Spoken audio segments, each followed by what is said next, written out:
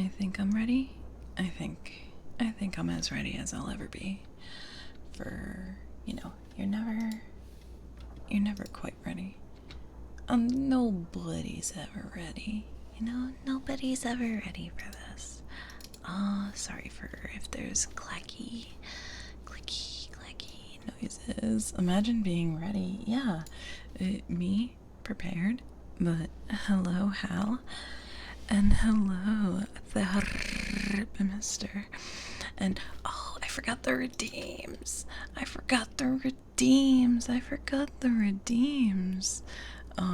Cause it's a weird stream. It's a weird stream with weird ears, so no redeems for you there, Mister. Alright, we can keep mouth pop. We can keep nice price. We can keep no more yeah. But switch ears is necessary. No sound alerts. That's no good. No good. No media request. Turn on the other ASMR ones.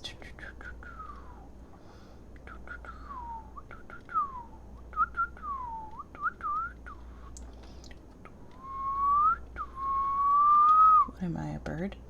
I'm a bird.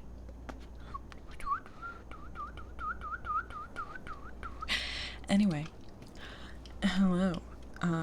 Yeah, if I wasn't a rat, I'd be a pigeon. 'Cause that's just a rat with wings. It's a good burp. It's a good burp. Pigeons are good and make for good meals as squab. Anyway, I didn't say hello and goodbye to Blessed Heretic. Hello and goodbye.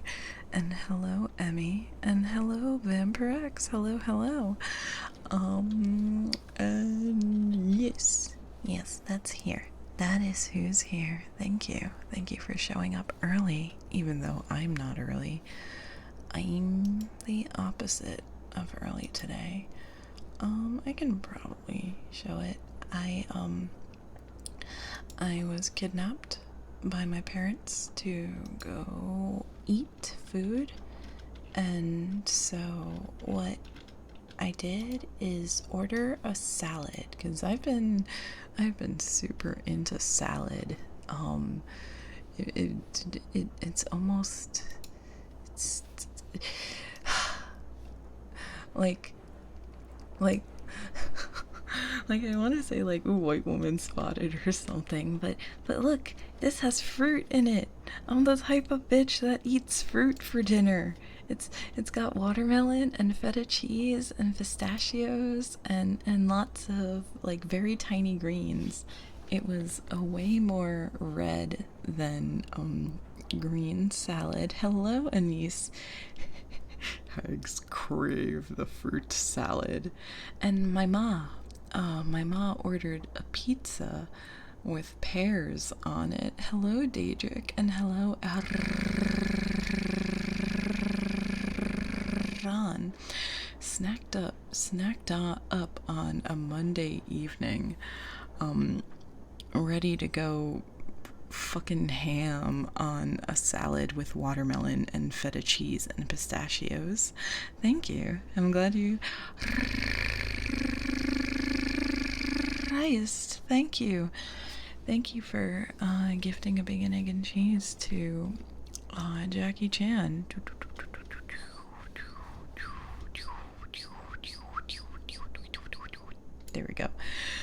There we go. Yeah, so it was a my mama ordered a pizza. Oh, Daedric, thank you for also buying a sandwich. I'm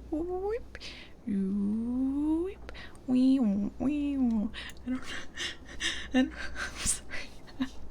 I don't know why, but I'm like, yeah, a car alarm. That's a great sound to make with my mouth right now. as I am doing the comfy stream, the car alarm sound that goes wah wee wah wee wah wee ooh ooh. Here comes the airplane, eat up. No, the airplane would go like I can't do it.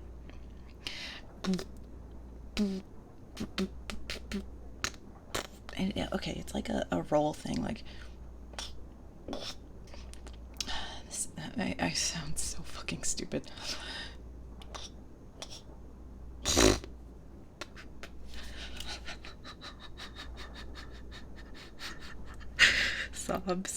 Sobs as I can't fucking just don't worry about it.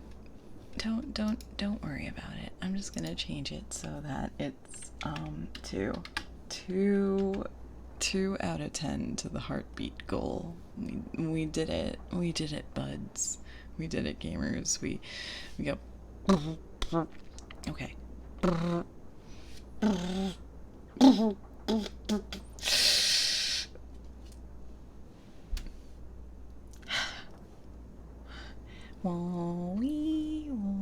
Every Monday.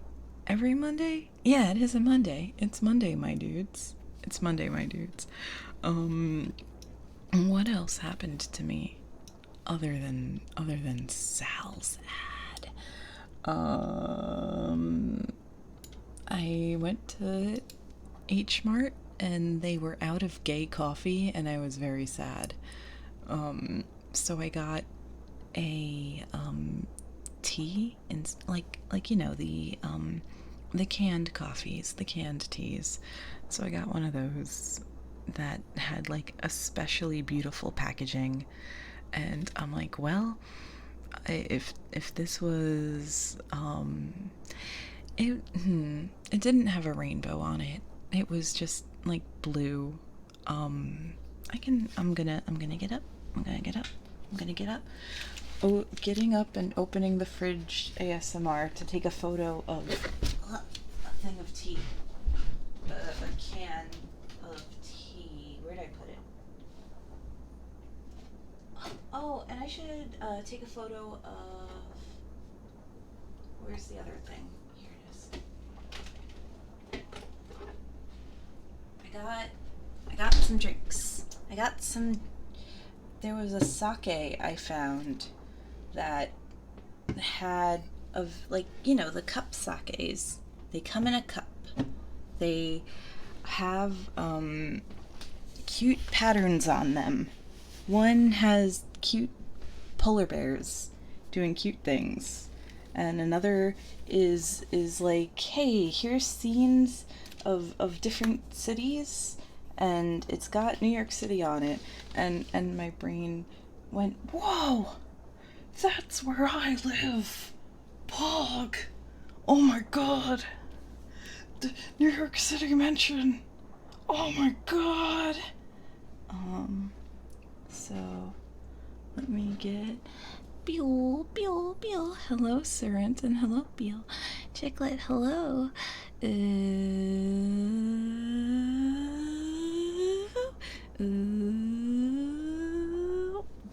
Wee. Hello, Chicklet. How are you doing today? I'm trying to find a good angle to take this photo of this cup sake. Yeah, this should be... I do not see any reflections, and if I do get a reflection, I'll die. I'll perish. It'll be the worst. I will simply perish. So, as any normal person, I saw the packaging and my brain went, oh hell yeah. Oh hell yeah, motherfucker.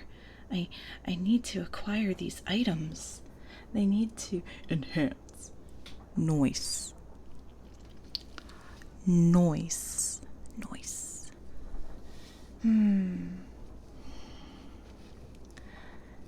Emmy, if you ordered a watermelon salad, I would cook it so that it's just, instead of a bunch of cubes of watermelon, you get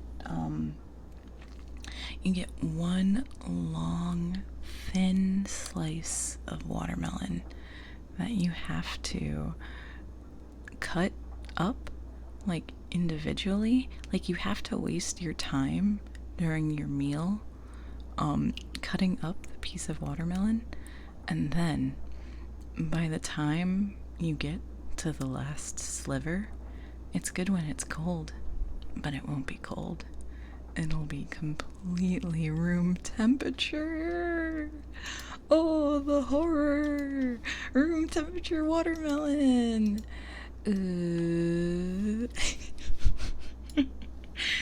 Come on, that's a way better bully than the ones I've done recently. Okay, so here's the tea. Here's the tea that I'm spilling. It's blue. It's blue. And it has a pretty thing, and it says Earl Grey. What else does it say? Earl Grey with Earl Grey milk tea drink. Milk tea drink from famous house. What other nonsense does it say here? It's Taiwanese. Tin can, tin texture. Is it that famous if you've never heard of it? Probably not. But it's like, yeah, I like Earl Grey. It'll be fine. It was like $2.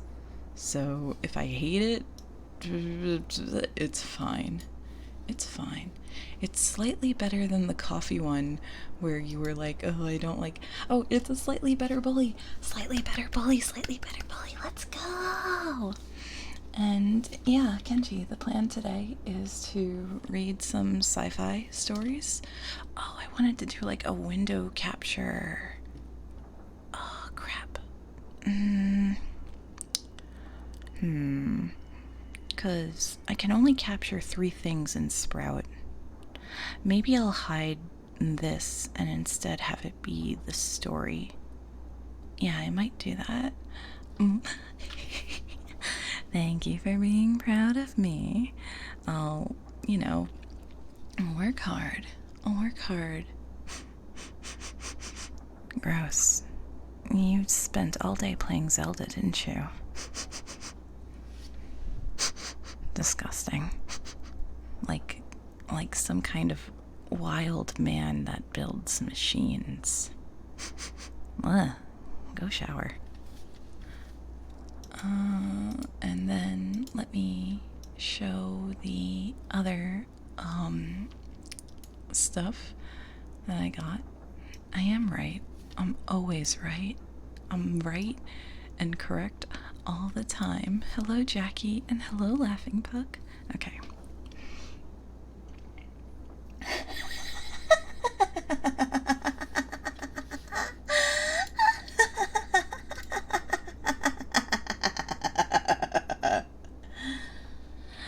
I've never been wrong about anything in my entire life.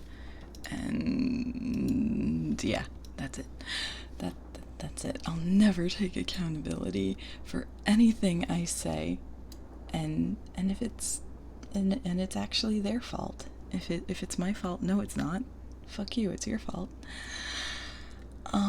So this is the sake that had like different city skylines on it, and I'm like, whoa, New York City mansion, whoa. So I'm a little excited for this one, cause I'm not gonna drink it tonight. I do not feel like getting sloshed up on a Monday evening, but Amabuki seems to be the brewer. Uses strawberry flower yeast And oh, and there's like, look, I didn't even notice there's pictures of strawberries on it. Nice. Nice. Strawberry. Oh, you can kind of see the vague strawberry shape. What's gross. It feels uncomfortable. It feels like a not good time that I would not enjoy at all. It used to be a problem that I had a lot, actually. Not so much anymore. And I don't know what I did to change that, but I'm thankful to not have that problem, because goddamn, it's a fucking painful problem. It's a common one, too, to just, like, get it as often as the other thing. The other terrible thing. Anyway, that's gross and yab, and you don't want to hear about that. This polar bear sake. What bear? Oh, this one has like a slightly different sound. Yeah, the glass feels a bit thicker to me. That polar bear is the only aquatic bear. Water sound. I thought that other bears could swim, like grizzly bears.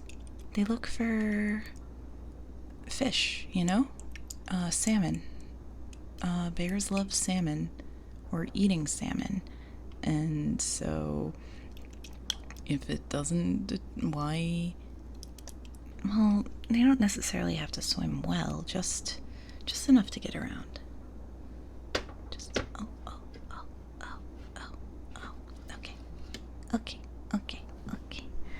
And what other nonsense?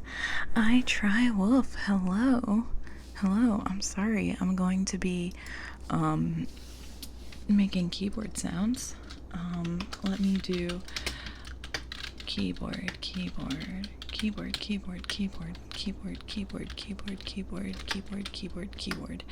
What were you doing today? Thank you for busting in. I greatly appreciate it. I should make this smaller. Hello, Lore Master. Type away, letting everyone chill. Go chill. Fuck you. You couldn't do it either. You didn't get it to work. But what were you doing? Yay! Stream Elements, you did it. Clap, you did it, Stream Elements, you did it. Yakuza Kiwami. That's the remake? It's the one that came after Zero, right? I think that's how it was. But I hope you had a great time and enjoyed it. And now it's comfy time.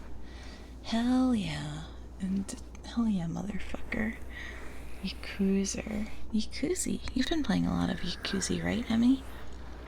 Also, I hope your internet feels better soon. Internet issues are a thing that I'm unfortunately very familiar with. Those days, I could not. I'm mostly mad at him. Eminet, get better. Eminet, get better. I wish everybody a strong and stable internet, and to not have to call your ISP repeatedly to get problems sorted out, because that is a huge fucking headache that I would not wish on my worst enemies. So the other fun, fancy sounds we've got today, baby, are, I've got, a little spray bottle of toner,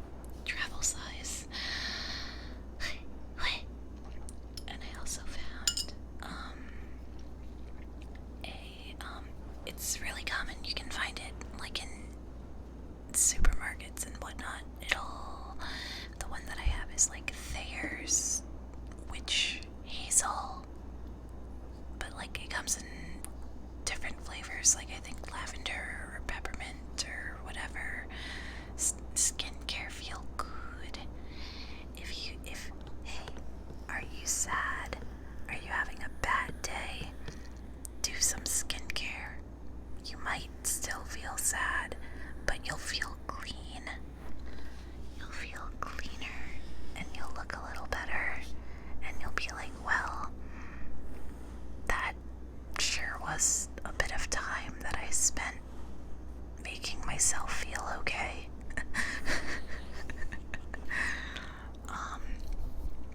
So I also found a different pair of scissors that's like meant for cutting hairs instead of cutting paper. Yeah, if it makes you feel good, then it's worthwhile. It might be doing more harm than good to your skin in the long run, maybe, though. I don't know, I've been putting a lot of salt on my face recently. And then I noticed, oh, I have more dry patches. I wonder if that's related. Could it possibly be related? That putting salt dries you out, and then you need to put lotion on. No way. There's no way that that's the case. And also, yeah, I'm tasty. I must taste delicious, because I've got so much salt in me, and it's like extra special sea salt instead of the normal sweaty, salty veneer that lives in my matted, disgusting fur. It's not pink. That's Himalayan salt. The salt that I use is just, it says sea salt with like coconut oil in it, in order to, it takes out the moisture and then it puts it back in, except not enough, and then you put a different lotion on to replace the moisture, and skincare has been described to me as just like, yeah, exfoliating. Exfoliate, feel good. But I've been told that skincare is just you mixing up, taking out oils and then putting it back in. It's worth it. You want to be pretty. Don't you want to be pretty? Don't you want to be beautiful? You gotta take care of yourself then. You'll never be beautiful if you don't put effort into it. If you put in the effort, then you'll at least be 1%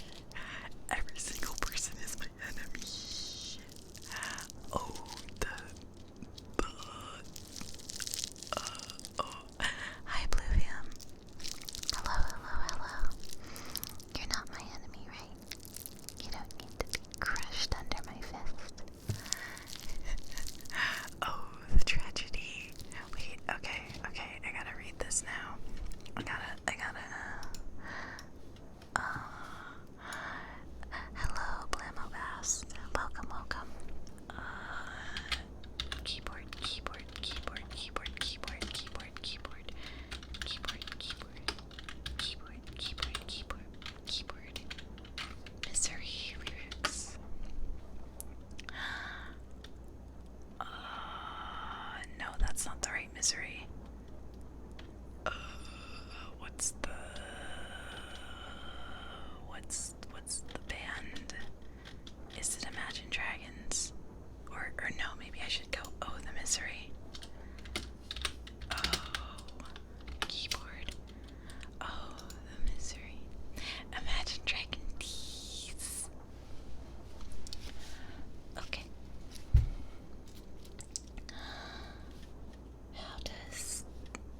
How does this song go? Because I don't think I've listened to it enough.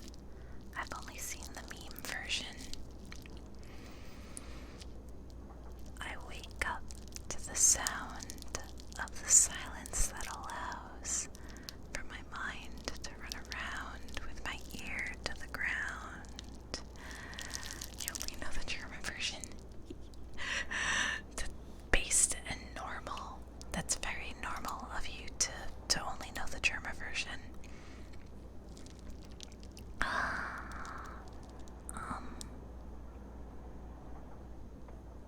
Where was I?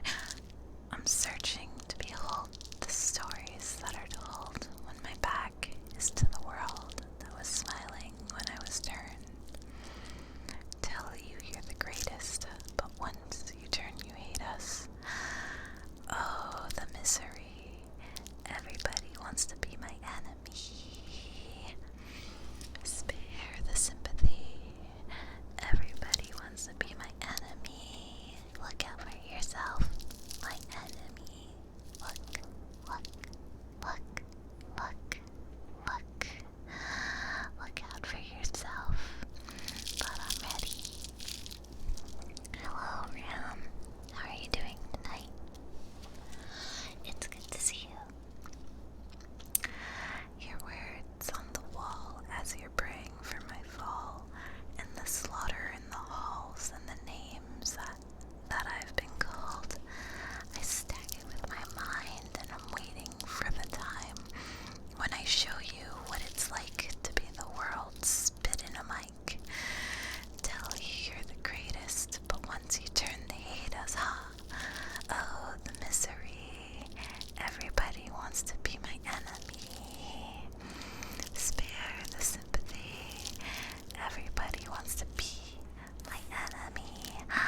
Look, look, look, look, look. Look out for yourself. My enemy. Look, look, look, look, look. Yeah, look out for yourself. Oh, look. Okay, I'm hoping that somebody pray for me. I'm praying that somebody hope for me. I'm staying where nobody posted to be, but posted being a wreck of emotions. Ready to go, whether just let me know the road is long, so put the pedal to the floor. The enemies on my tail, my enemy energy unavailable. I'ma tell 'em I'll still go. They plot on my trot the top. I've been out of shape, thinking out of the box. I'm an astronaut. I've blasted off the planet rock to cause a catastrophe. It matters more because I had it not. Had I thought about wrecking havoc on an opposition, kinda shocking. They wanted static with precision. I'm automatic quarterback. I ain't talking slacking. Pack it up. I don't panic. Batter up. Who the baddest? Well, I don't matter, 'cause we at your throat. Everybody wants to be my enemy. Spare the sympathy.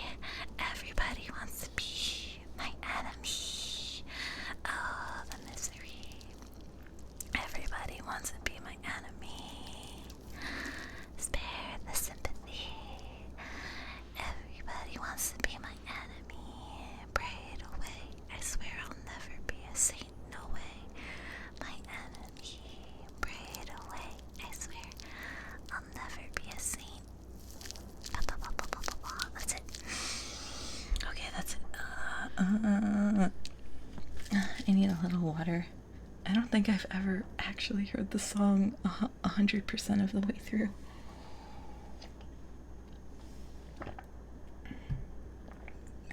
And when I think about the song, I don't know if this is the German version or not, but I hear, oh, the misery. Everybody wants to be a baby bee. I'm a little bee, buzzing away so playfully. I'm a bee, bee, bee, bee. The berry version ingrained. What's the berry version like? I would like to know. Emmy, I already gave you a slice of watermelon as a salad, but like a thin, lukewarm slice. So, instead of good greens on top of it, instead of delicious greens on this salad, you're getting parsley. Parsley is the only green it's gonna be, and that's quite the bitter herb. So you've got lukewarm watermelon and parsley. And I didn't wash it all the way, so there's a little dirt, unfortunately. Basebug did a joke at it. Okay, I'll look through his Twitter stuff. Making a real, a terrible salad. Just Emmy's getting the worst salad today. People used to spam it in Twitch chat during League Pro games when people choked, so that's what you think of it. What a miserable existence to consume League content and to play the game League as well. What brain damage. It's okay though. Oh, get rid of your damage. Stop playing League. Stop playing League. Just watch Arcane. It's okay if you like Arcane, but don't watch League. I need to watch Arcane actually. The way the animation is makes my brain go burr, and I want to see it. But I'm sorry, I bullied you for free. I did it for free. No, you're not cured. Don't play Dota either. Yeah, it's on my list of things. There's like a friend that I watch most of my TV with, and they're never into watching things. We are watching Urusei Yatsura together though, and I'm gonna be like, yo, we gotta watch these episodes in dub. You missed the last stream. It's okay, Zero. You're here now. You're here now, and that's what matters. What matters is what's happening right now, right here. And what's also happening right now, right here, is yogurt. Hopefully this isn't an ad, cause it has like an advertisement on it. But I've been on a bit of a sci-fi kick, and so I googled short sci-fi stories, and then I googled short, like short, short, make it shorter. So this is the list I've got, and the first one is gonna be When Yogurt Took Over. Whatever that means. I have not pre-read these, so Make sure you're comfy. Make sure you're comfy right now, okay? Because we're gonna talk about yogurt. Hello, Laughing Puck. Wait, you were here before, but hello again. Yeah, not short, like 1K words or less. Short. As short as you can possibly make it. I'm probably gonna just, play with your weird ears. Oh, that wasn't a good noise. While reading, idly teasing you. But if you have a preference for how you would like to be teased, let me know. Slumjig, hello, how are you doing today? You've come just in time. Come get cozy. Man, I was taking a while to get ready because I was like looking for the perfect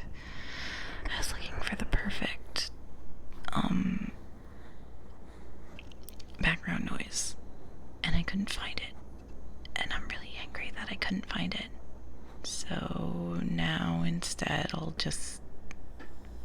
just using the background noise that I always use.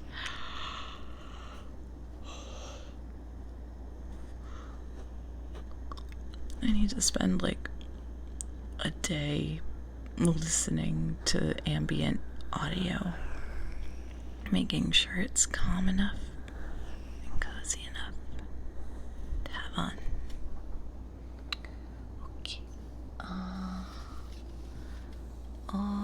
Okay. We're ready to go. When the yogurt took over, we all made the same jokes. Finally, our rulers will have culture. Our society has curdled. Our government is now the cream of the crop. And so on. But we weren't laughing about the absurdity of it all. We looked into each other's eyes with the same unasked question. How did we even get to the point where we were, in fact, ruled by a dairy product? Oh, as a matter of record, we knew how it happened. Researchers at the Adelman Institute for Biological Technology in Dayton had been refining the process of DNA computing for years. In a bid to increase efficiency and yield, scientists took one of their most computationally advanced strains and grafted it into Lactobacillus delbrueckii subspecies bulgaraceus, commonly used to ferment yogurt. Initial tests appeared to be failures. And acting under the principle of waste not, wants not, one of the researchers sneaked some of the bacillus out of the lab to use for her homemade yogurt. A week later, during breakfast, the yogurt used the granola she had mixed with it to spell out a message. We have solved fusion. Take us to your leaders. The yogurt was crafty and shrewd. It negotiated for itself a factory filled with curdling vats that increased its processing powers exponentially. Within weeks, the yogurt had declared that it had arrived at solutions for many of the country's problems: energy, global warming, caring adequately for the nation's poor while still promoting the capitalist system. It let us know just enough to let us know just how much more it knew. Share your answers with us, the government said. We need payment, the yogurt said. What would you like? The government asked. Ohio, the yogurt said. We can't do that, the government said. That's fine, the yogurt said. We'll just go to China. They'll give us the whole Jiangxi province.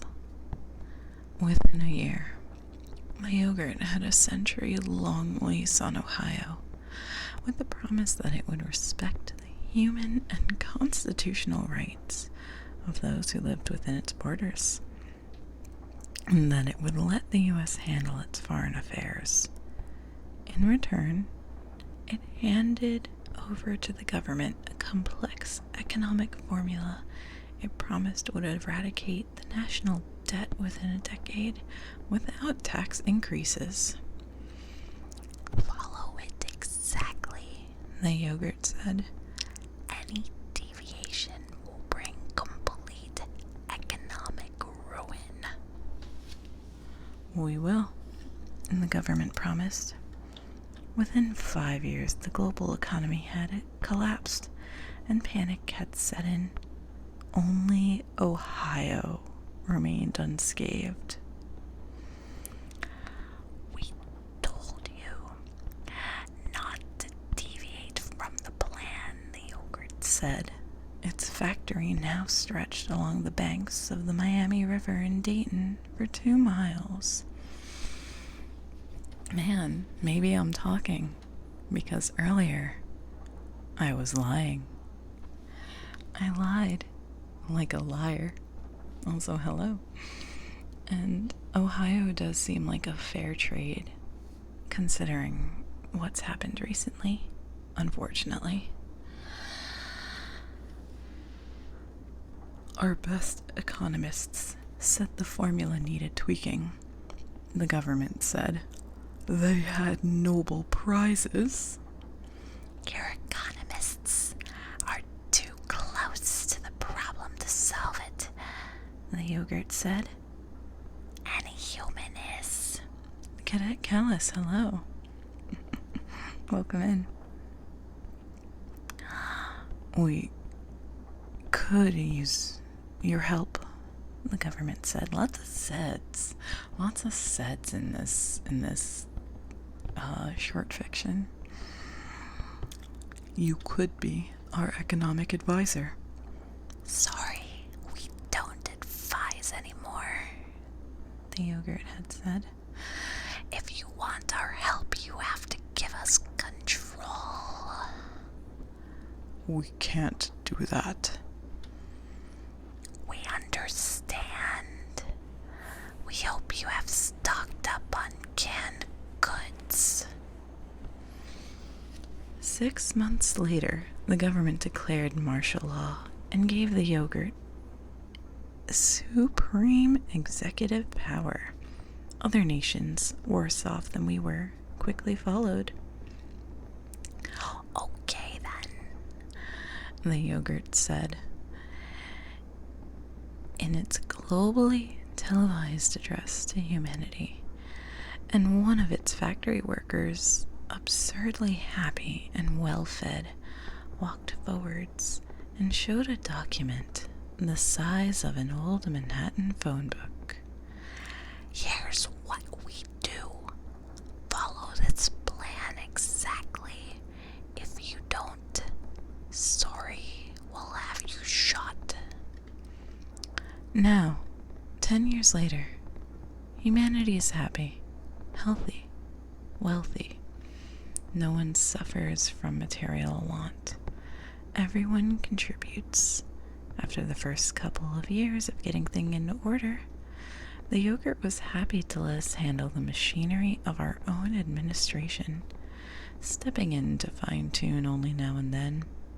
No one argues with the yogurt. No one tweaks its formulas. The rest of the time it rests there in its factory, thinking about whatever intelligent fermented milk thinks about. That's how it happened, as a matter of record. But there's another how, as in, how did humanity jam itself up so badly that being ruled by breakfast food not only made sense, but made the best sense possible? For all our intelligence, are we not smart enough to halt our own destruction? Did we really have the abandon to abandon our own free will to save ourselves? What does it say about us that we survived because we were taken pity upon by the bacteria in curds? Or maybe pity isn't precisely the right word. Some of us ask ourselves, not out loud, that if the yogurt was smart enough to give the government formula to solve its debt problem, wasn't it also smart enough to realize that human intellectual vanity would keep us from following the formula exactly? Was it planning on that vanity in order to seize control? What does a dairy product want with humanity anyway? Some of us think it ultimately is looking out for its own survival and keeping us happy, content, and controlled is the simplest way of doing that. And then there's this. In the last several weeks, the yogurt has initiated several space launches. More are scheduled. And in low orbit, something is being built. What is it? We have asked. Oh, nothing. Just a spaceship design we've been thinking about. For a moon landing, we asked. For starters, yes, the yogurt said. But that's not the primary goal. Is there anything we can do to help? No, we've got this, the yogurt said, and then would say no more about it. Life from Earth is going to the stars. It just may not be human life. What happens if the yogurt goes to the stars without us? And what happens if it goes and leaves us behind forever? Yay, yogurt! Yay, dairy! Yay, dairy overlords!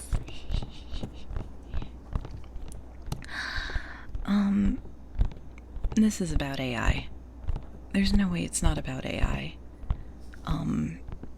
Some sort of, yeah, thank you, Yogurt-sama. Yogurt-sama, no more debt, no more world hunger. Everybody, no more capitalism, no more, what else?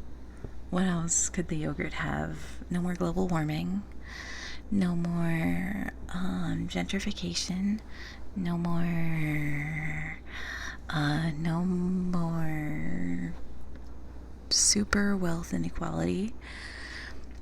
The last paragraph, they didn't start talking about how NFTs or Bitcoin or the blockchains. Capitalists hate him. Learn how to solve the human condition with one weird breakfast food. It is kind of weird, you know, and the fact that it's fermented means it's pretty funky. They turned this in, really?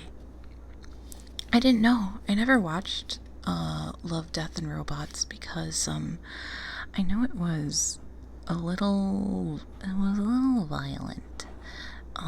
Hence the death. I could probably go back and look at a guide because it's one of those anthology shows, right? So I'm sure certain episodes. It was the yogurt episode that made you stop. No. I mean, it's not a bad story. And it's nice that it's short. Being short is definitely a bonus. A bonus.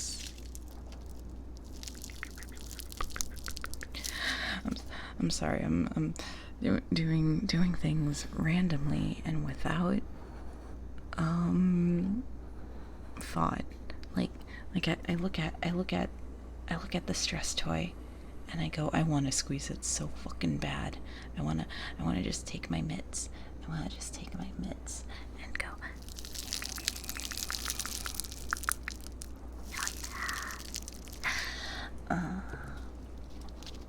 And squeeze. Gotta stimulate my skin. It's not really a toy though, it's a sponge. Okay, what's next?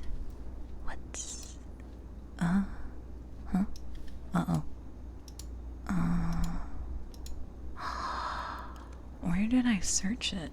Oh no, I had a list of stories and I don't know where they are. Oh wait, no, here it is. I found it. I found the tab. 'cause nothing bad happens ever to me.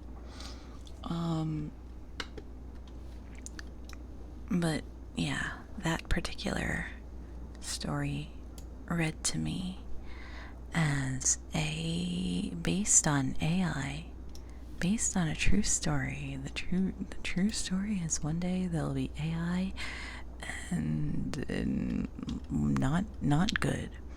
Not good, baby. And hello, Jimmy Map. How are you doing today?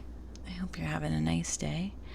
It's not really sleepy time for you, but you can get cozy anyway for a cozy Tuesday, my dude. Hi, Double. Good morning. How are you doing? Okay.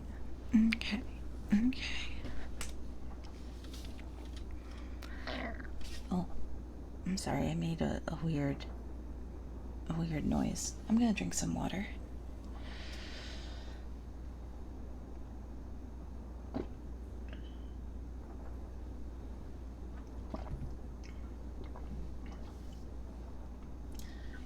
Surely no stomach noises will happen now that I've had water. That would be very unpredicted and not something that I've accounted for at all. Anyway, shut the fuck up. Transcript of interaction between astronaut Mike Scudderman, and the OnStar hands-free AI crash advisor. The following transcript details the last known use of the OnStar hands-free AI crash advisor, once a mandatory install on all craft equipped for interstellar travel. The remains of astronaut Scudderman were found approximately 1 year after this interaction was recorded.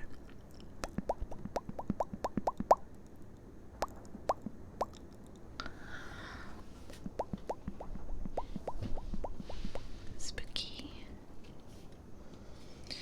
This transcript represents the first time the activity logs of an OnStar hands-free AI crash advisor had ever been successfully salvaged from a shipwreck.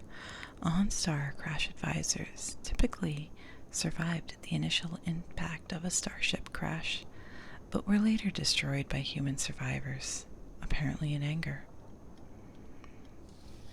Help me. I've crash-landed on an alien planet. You will die soon. Shall I suggest a method of suicide?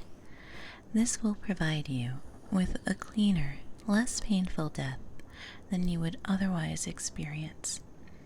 Increase optimism by 50% and restart. Hello, I am your OnStar hands-free AI crash advisor. How may I assist you? Help me.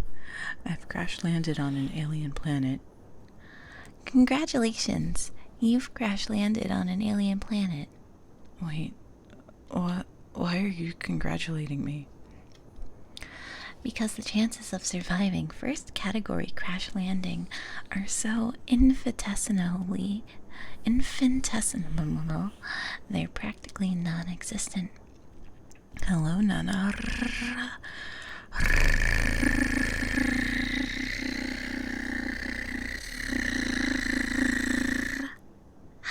Hope you're having a good evening.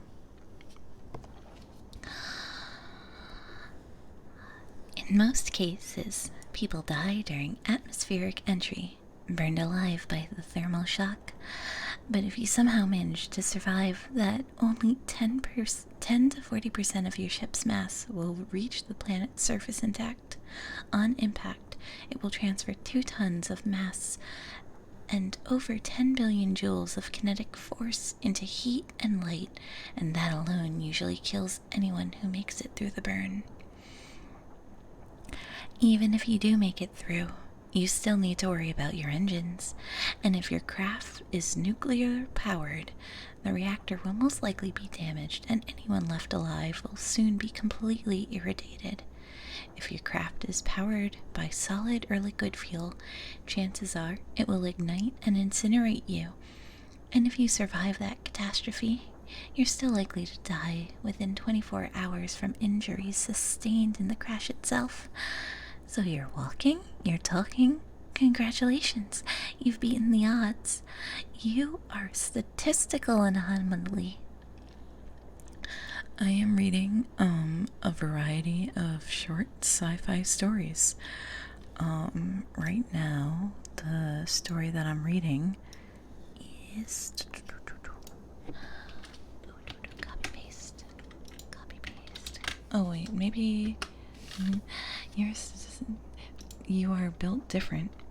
As a statistical anomaly, as someone who has survived this long, you are indeed a statistical anomaly. Congrats. Congrats on making it this far. You did it. You did it. Thanks, I guess. My shoulder hurts. Hello, Sir Ryu. I hope you're having a great evening. That fact that you can still feel pain is wonderful, and your good luck continues. My sensors tell me that you've crash landed on a solid, relatively level surface inside this planet's temperature zone. If you'd crashed into an ocean, a high temperature zone, or a sub-zero environment, your chances of survival would be reduced to zero, and the atmosphere is breathable as well. You're more likely to win the lottery than to crash land on a planet that is conducive to human life. Okay, but what do I do now? First, ensure that you have not crash landed on Earth. What?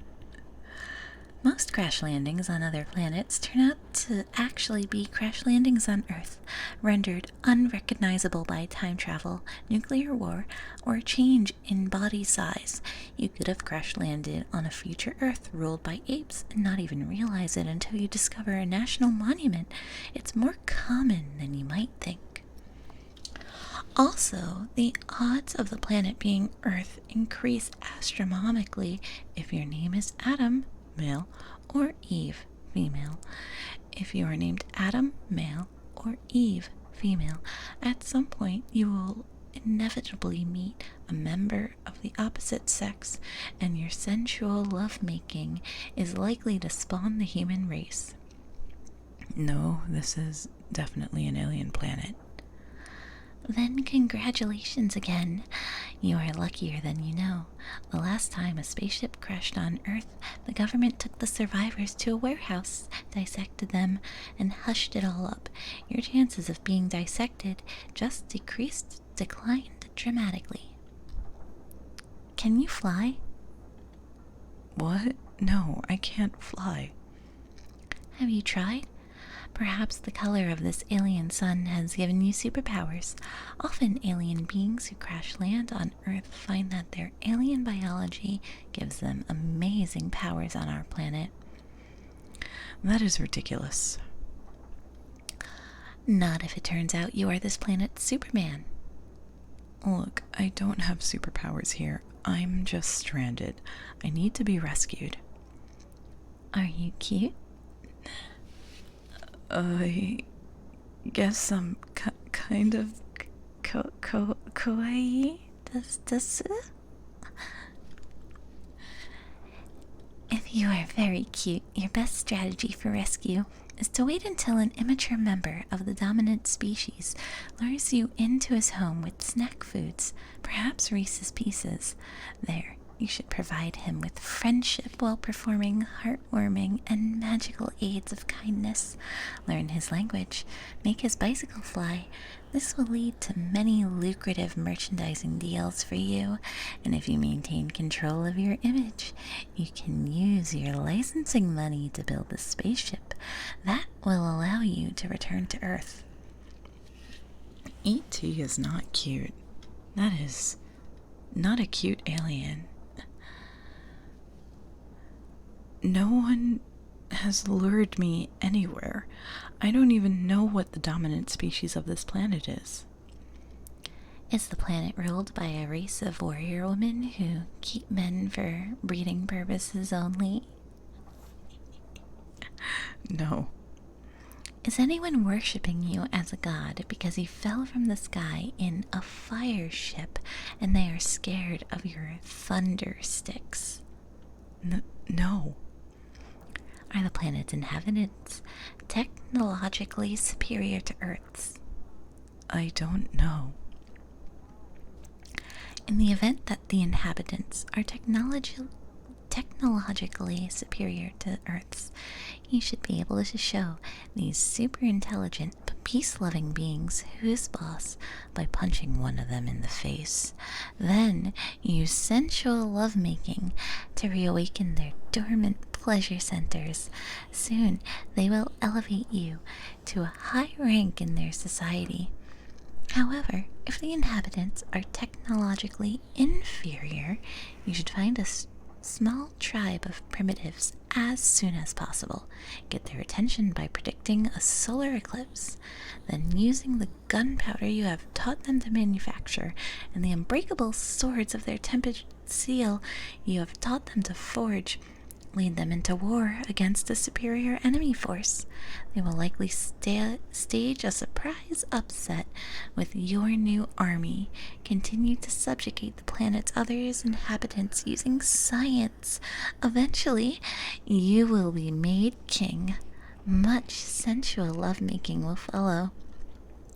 I don't think anyone lives on this planet. Then make sure the planet itself is not alive. Many living planets enjoy nothing more than luring travelers to their surfaces and messing with their heads. Sometimes it's sentient trees, sometimes it's psychic water, sometimes they create images of your loved ones and send them to you for sensual lovemaking. This AI is fucking obsessed. This AI is horny. This AI is down horrendous. This AI.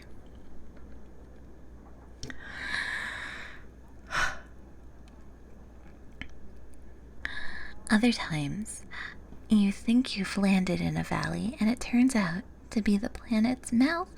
Most people find this extremely disgusting. I don't think this planet is alive. Then you will thrive. You are a human, full of manly independence. You will bend this planet to your will. But I don't have any tool. You have the most powerful tool of all. Yourself. In your mind resides the combined wisdom of the entire human race. With your knowledge of metallurgy, you can turn the wreckage of your spaceship into tools and weapons. With your knowledge of agriculture, you can transform the land into a vast and productive farm. Animal husbandry will allow you to bend the fauna of this planet to your will. Make a still and brew your own scotch that you can drink from a snifter blown of fine volcanic sand in your glass-blowing workshop. Find the simple, primitive peoples who live here and create a rudimentary political hierarchy with yourself at the top. Choose a mate and spend your nights in sensual lovemaking with some of the planet's creatures and spend your days eating the rest. I suggest sensual lovemaking with the cute creatures, eating for the non-cute, or vice versa. It's up to you. There's no one here to tell you what to do. But I don't know how to do any of that. You don't know first aid, animal husbandry, orienteering, sword forging, agriculture. I'm an astronaut. I fill out paperwork and run diagnostic checks on my equipment. I have a desk job. Oh, in that case you will die soon. Have a great day. But wait.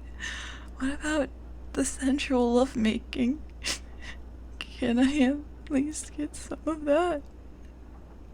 OnStar hands-free AI crash advisor is shutting down. To restart, please clearly state restart and speak your passcode. Historical note. This is the last recorded interaction with an OnStar hands-free AI crash advisor. Given the extremely low survival rates for those crash landing on alien planets, it was soon replaced by Sensolux, an assisted suicide robot that provided shipwreck survivors with gentle, consensual suicides via sensual lovemaking. This digital death device soon became one of the top-selling technologies on Earth.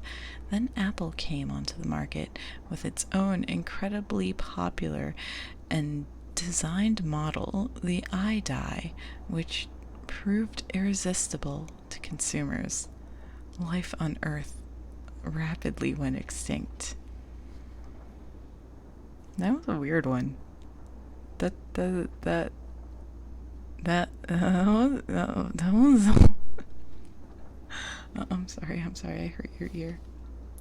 I hurt your ear for a second.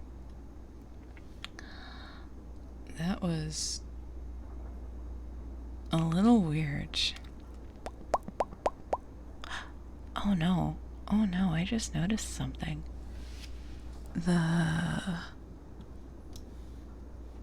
My audio is in mono. Why is my audio in mono? Why is my audio... yeah, I think the writers had some kinks. Nah.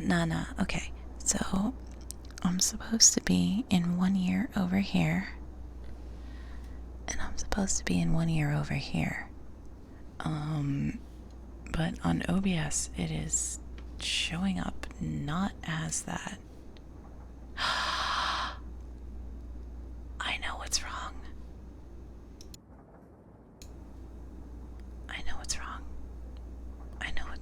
I had the wrong mic selected.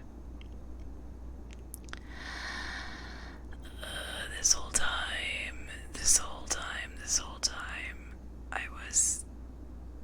whole time, I was mono this whole time. The entire stream I was mono.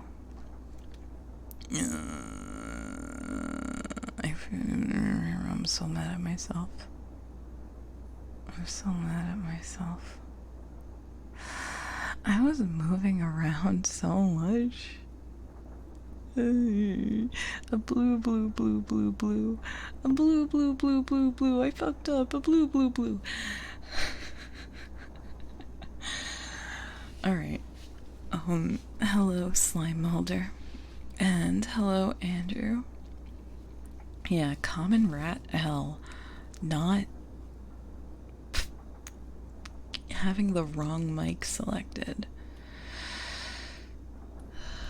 God damn it. Okay.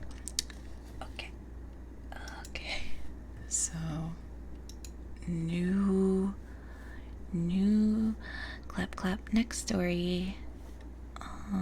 Where do I have them? Where are my stories at? That means that when I was doing this, it was in both ears. Oh, god damn it, that must have sounded horrible. Oh, I'm so fucking mad. No, I won't lick your fucking ears.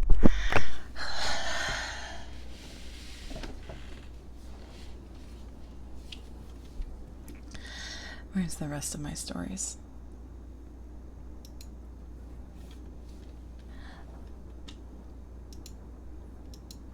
Okay. Wait, crap. Sorry for all the clicking sounds. Cool clicks. You keep it on your speakers because you're not strong enough for the headphone experience. I'll beat you to death. I'll get you. This is me when I get you. I'm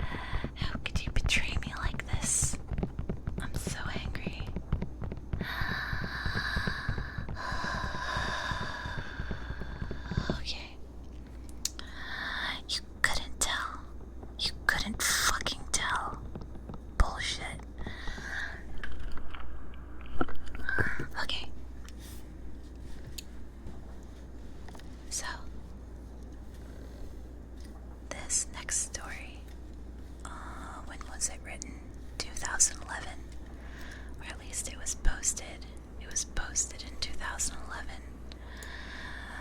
Alright. Wikihistory. International Association of Time Travelers. Of Time Travelers members form Subform Europe, 20th century, Second World War. Page 263. 11/15/2104. At 14:52:28, Freedom Fighter 69 wrote, reporting my first temporal excursion since joining IATT.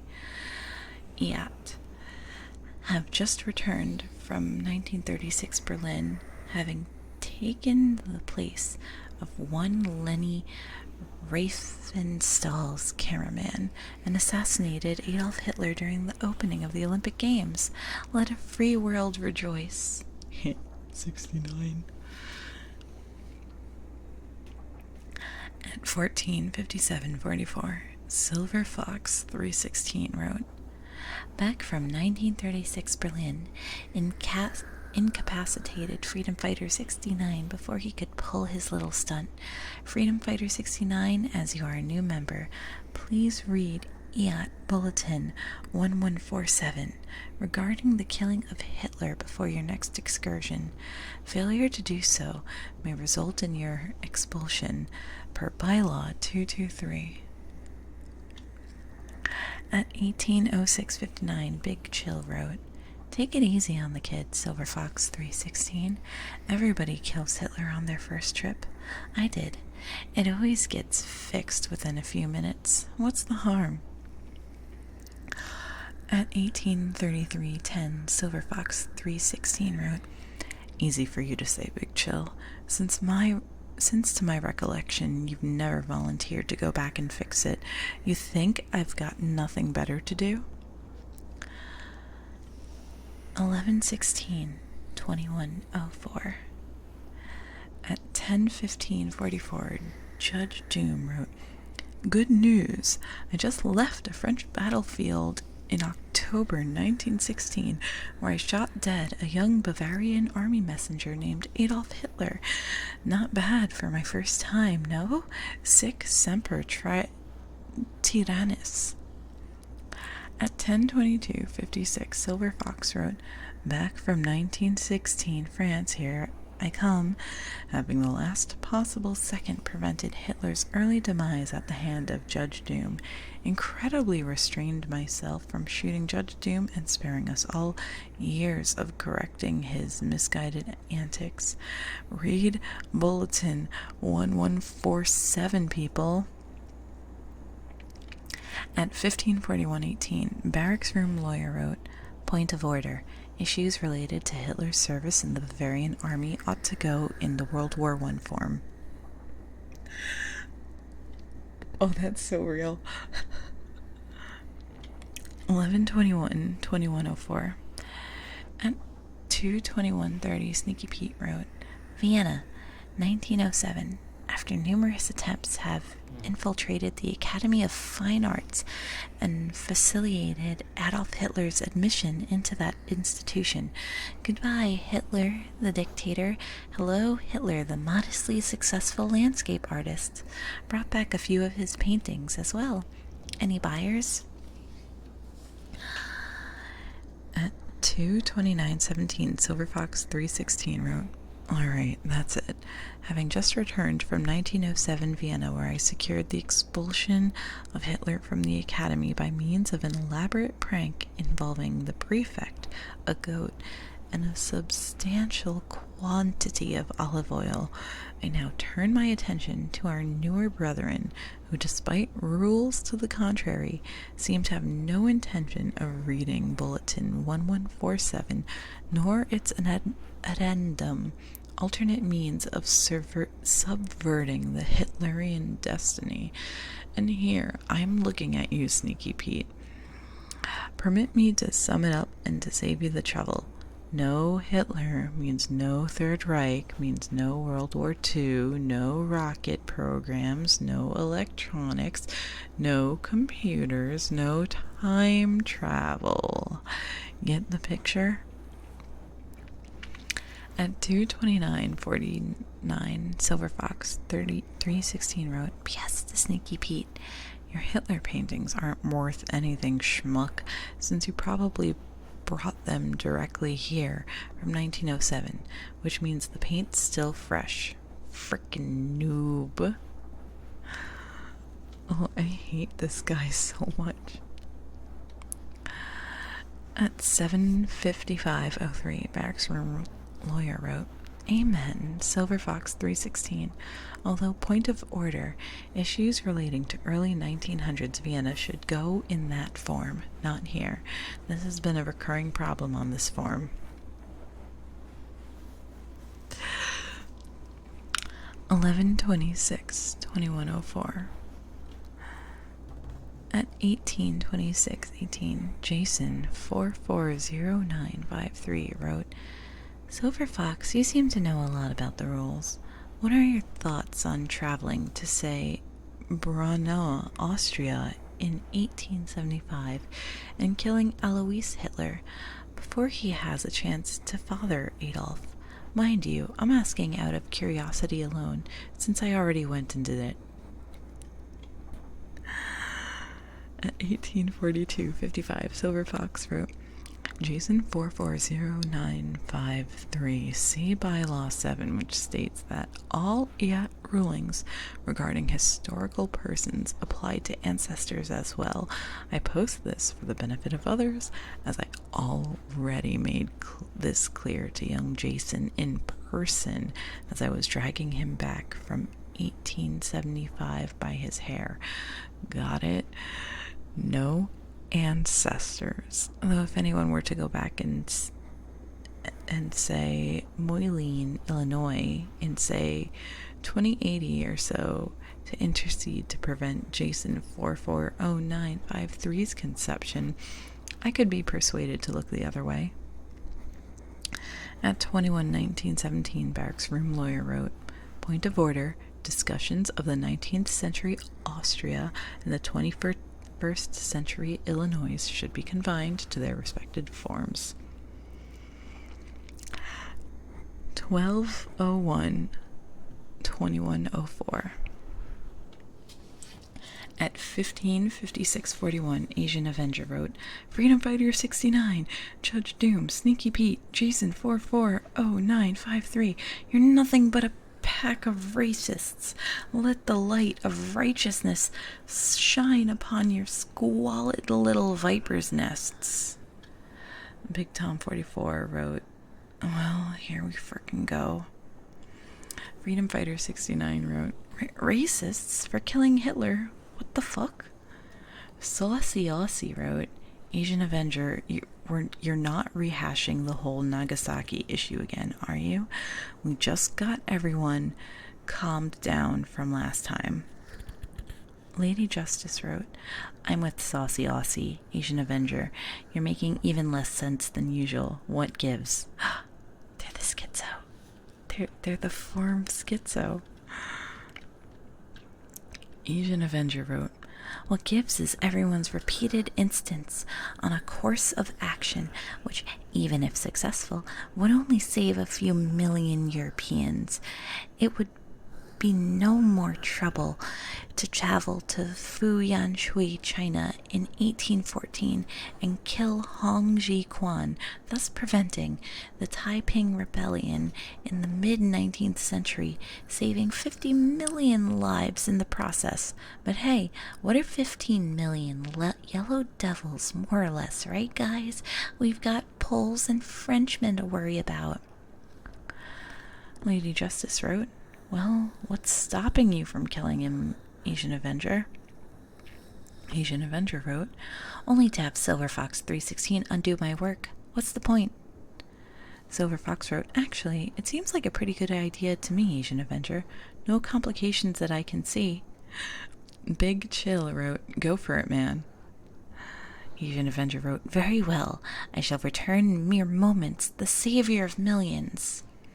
Lady Justice wrote, "Just checked the timeline. Congrats on your success, Asian Avenger."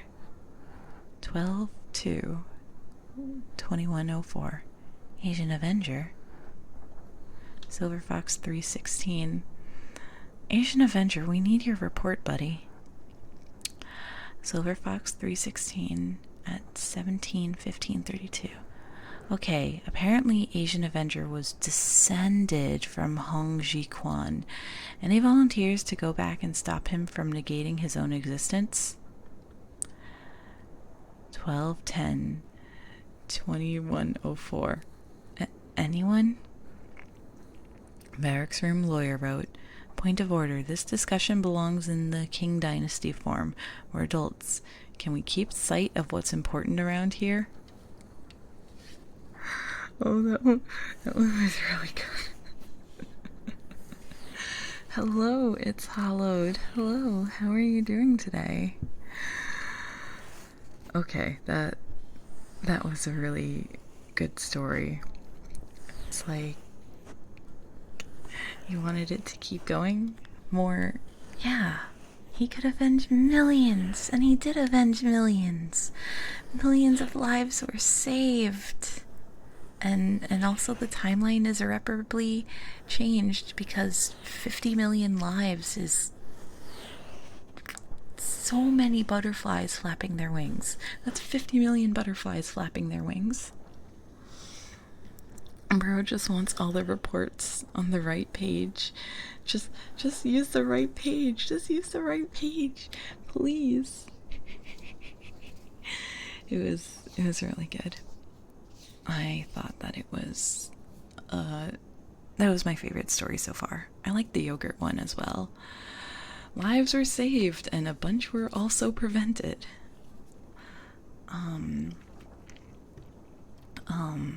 I can imagine like a whole fake wiki, like the SCP wiki, but it's all like similar stories to this. Sorry, I'm like, I want to crack my hands. My hands want to be crack-a-lacked.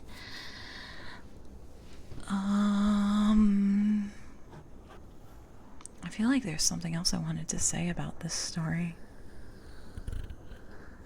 But comes the chill. Okay. No problemo. No problemo. Oh, crap. I'm not tired. Earlier today, I had a matcha, and it was, the platonic. Hello, Xenomorphica.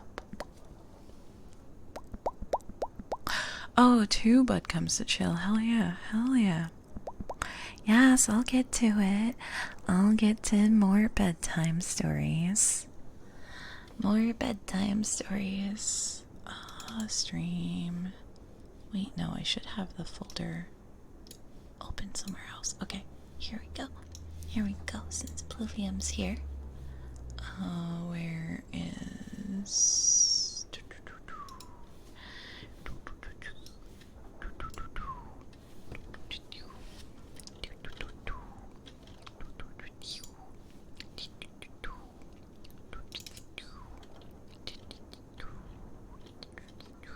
Alright, two of them. Where are they? Where would it look good? Here is good. Here. Close to me. Alright.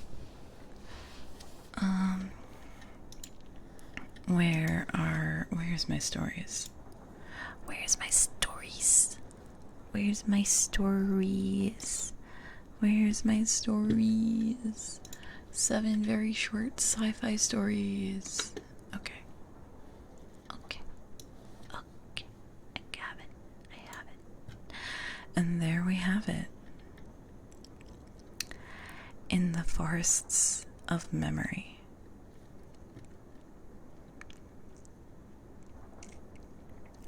After After 10 years of living in one of the forests of memory, A294 to be specific, Sonny Caraballo had discerned two fundamental truths.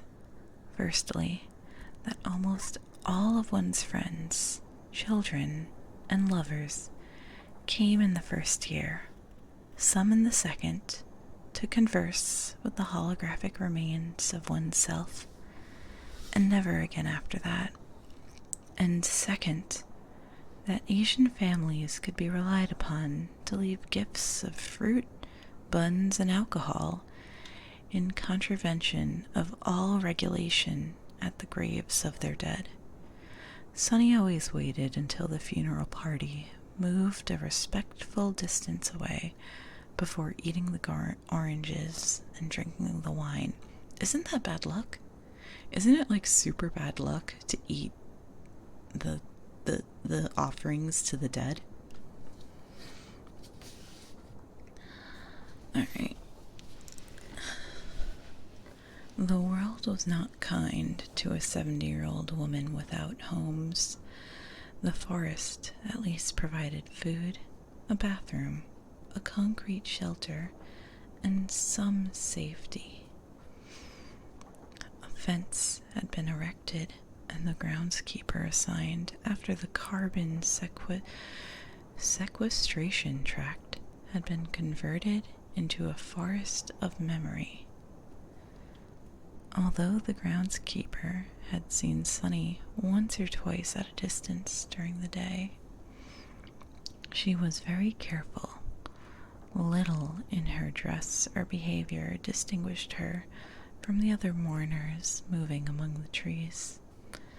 Welcome in, Kuro. Her companions in the forest were precisely the kind of company she liked. Occasional, appearing only when she chose. Today she tapped lightly on the brass plaque on a beach that said Alphonse Remy, 1954-2031. From the projector embedded in the plaque came a glistening cone and a web of light.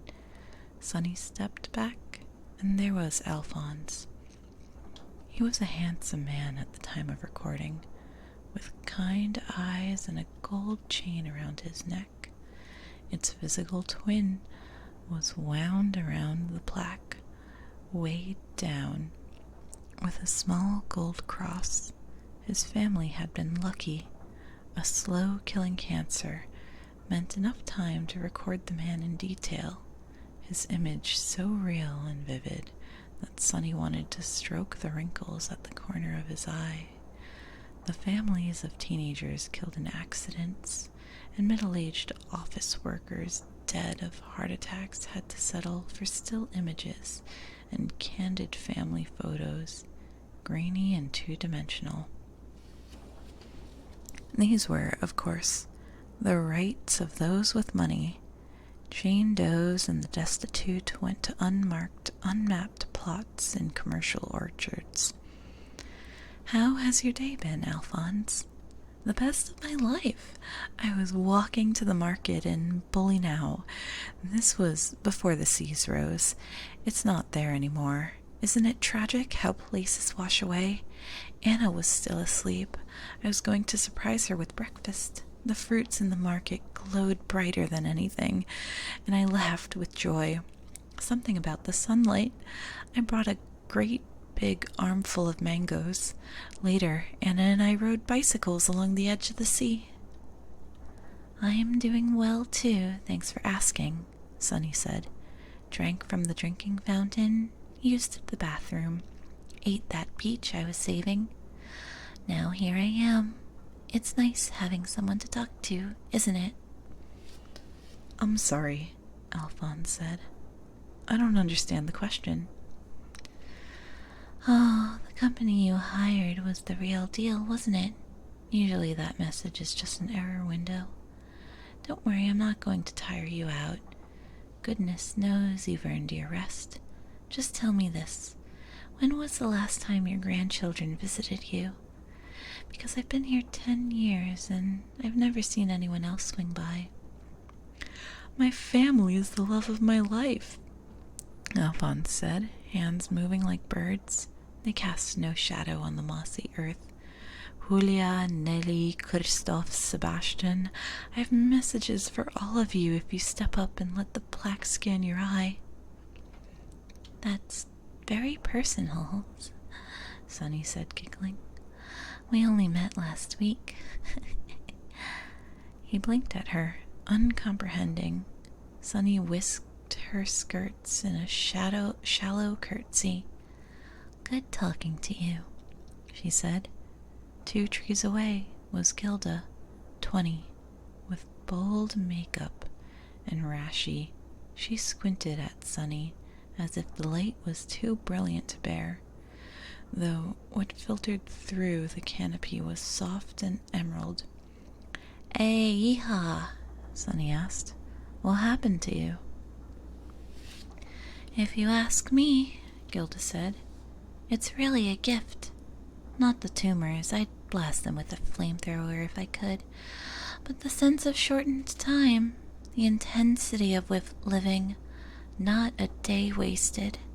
I can't afford to waste a day.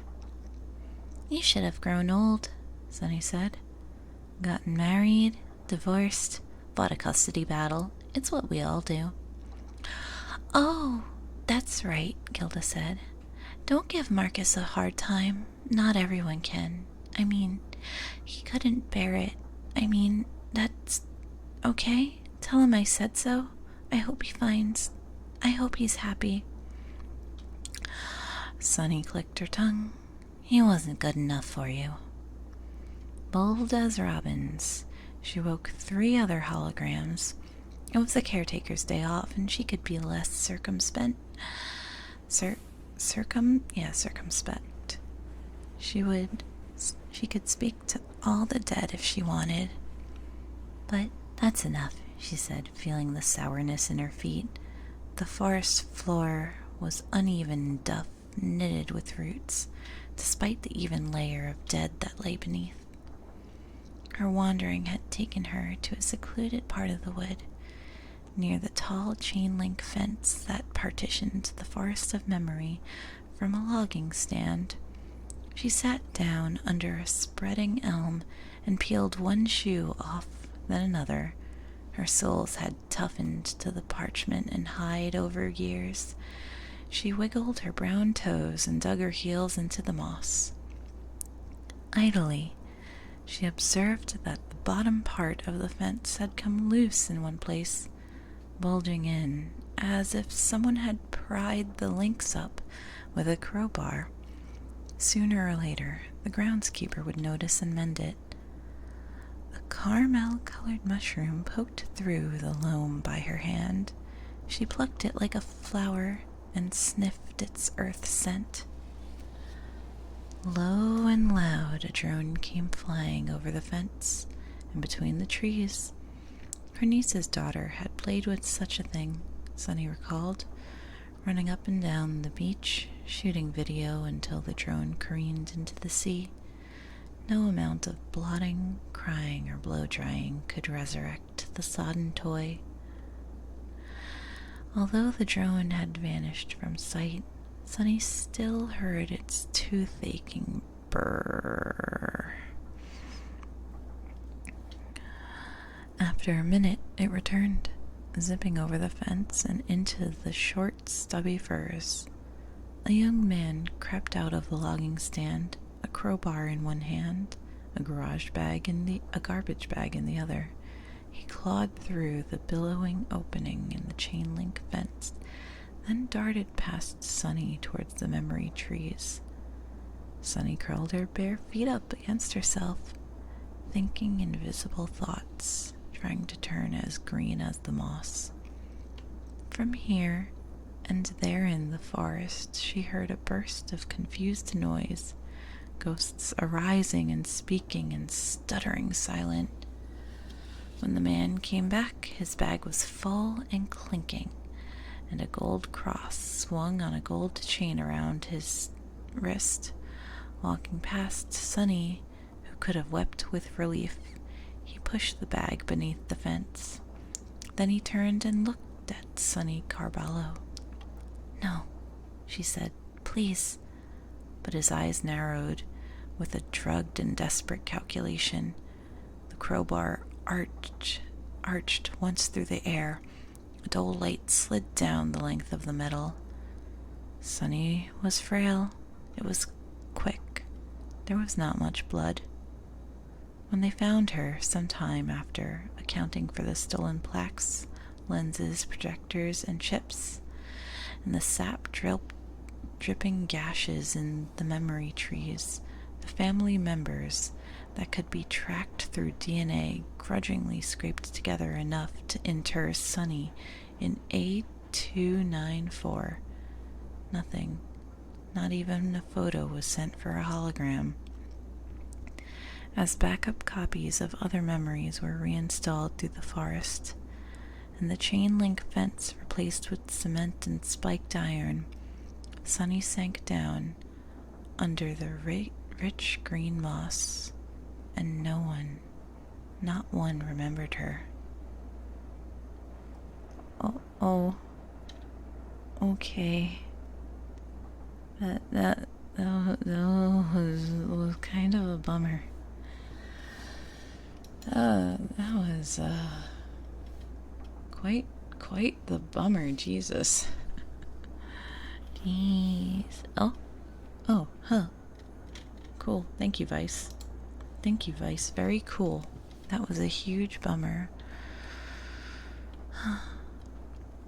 There's one more story that I have prepared for tonight.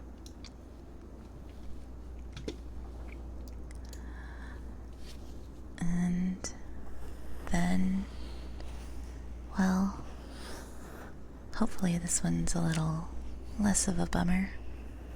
I think my favorite so far is still the form one. It's very interesting. Alright. Okay.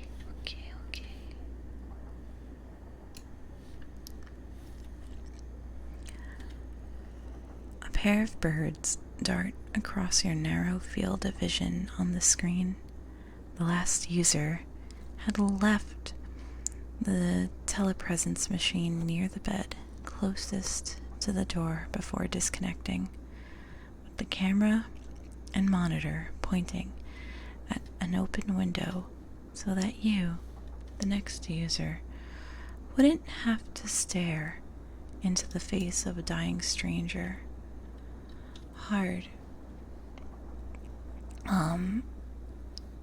Hard to tell if this was an act of kindness or shame. You nudge the thumbstick to turn around gingerly. The motion is smooth but slow, as though impeded by some viscous fluid. Most operators are as inexperienced as you, and the slowness adds a measure of safety. The hospital room is clean, with 3 beds. She's in the middle, an unmoving husk under the thin blanket. You hear a few moans from the bed on the far side, but the microphone doesn't pick up much detail. The bright sunlight from the window behind you makes you think the room is warm. You imagine the breeze coming through the open window, suffused with the smells from the food vendors on the street below, herb-grilled lamb skewers, peanuts roasted under an open fire, yams baked in ovens made from oil drums, foods you haven't tasted in more than 2 decades.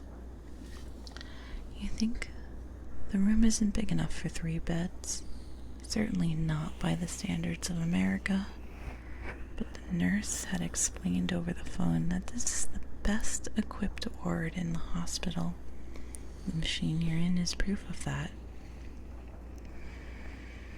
The caretaker you pay every week stands up and introduces herself. You see, she's used to talking to a head floating in a TV screen perched on top of a squat robot.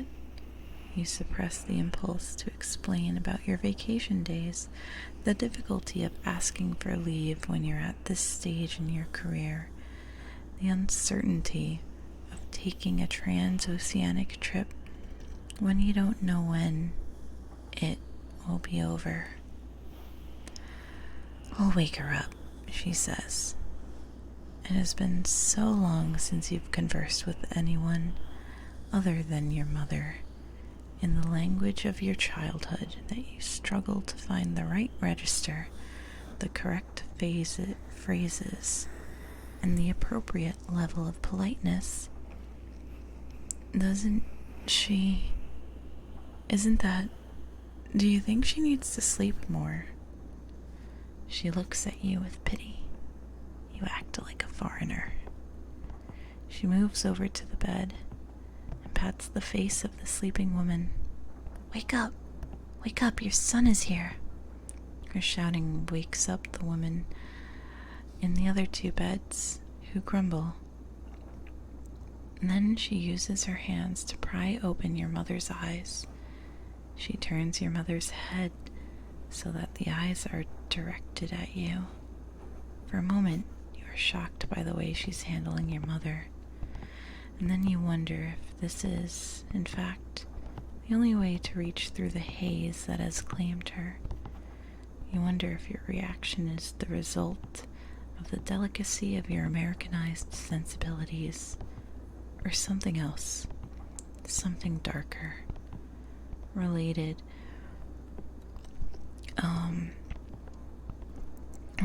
to how the caretaker is here, while you remain on the other side of the ocean. The eyes are cloudy, and you wonder if she even knows you're there, or if she just perceives an indistinct patterns of light and shadow. She's happy to see you, the caretaker says. See how she keeps her eyes open, even when my hands are off? That never happens. Hello, Earthomaniac. I hope you're having a nice evening. Self-conscious, you lean in. I'm here. You wonder how this is any different from watching you on the screen of a computer monitor. You wonder what it is you're paying for. The pattern of wrinkles on her face stays like a carved mask. The paralysis from the stroke is complete.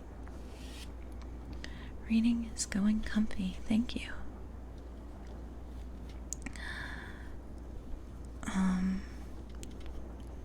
Lifting off the blanket, the woman begins to change your mother's diaper. You want to look away. Then you realize that not looking would only be a way to lie to yourself. You're startled by the thinness of her legs in the air, pale spotted skin wrapped around bones. And you hold your breath. But of course there's no smell. You do not detect the excrement, the shame of your mother's helplessness, the odor of disinfectant and rot and death. The physicality of her condition does not touch the delicate membranes of your olfactory cells. Civilization is the process of constructing ever more elaborate lies to shield us from the reality of death. You are still divided by an ocean. The woman works efficiently and quietly. She throws the soiled diaper into a bucket next to the bed and wipes your mother clean with a washcloth. She then lifts the legs again and puts a fresh diaper in its place. You take a deep breath. One of the other patients speaks. You live in America? You turn your head around. It takes 30 seconds, but feels like an hour. And then you see her, a middle-aged woman whose face is full of curiosity. You nod. So far away, she says. She must think of you often even though she can't talk. You should come back. You resent her rudeness and presumption. You want to tell her about your responsibilities, the mortgage, and the young children. You want to explain it isn't easy to make it in America, to hold on to a job, to make enough money to pay for a caretaker, that you can't be here, and you don't want your mother to lie in her shit and piss for hours in an understaffed hospital. You want to say that you've been trying to convince her for years to come and join you, but she does not want to move to a foreign land. You want to accuse her of trying to lash out at you because her own children have left her here to die while visiting her only as ghosts embodied in a machine. You want to bring up the point that a life of opportunities in a new and distant land for you and your children is what she wanted. Instead, you just nod again, and you turn your face back another 30 seconds. The caretaker hands you a pair of nail clippers. They click securely into the manipulators at the end of your arm. Why don't you trim her nails? You're flustered. You haven't ever tried to cut someone else's nails. Ooh, oh, when my abuela was like in this state, I had to clip my abuela's nails when she was in this sort of state. It was awful. It was very bad. I did not enjoy it one bit. Oh, sorry. I'm sorry for breathing too much.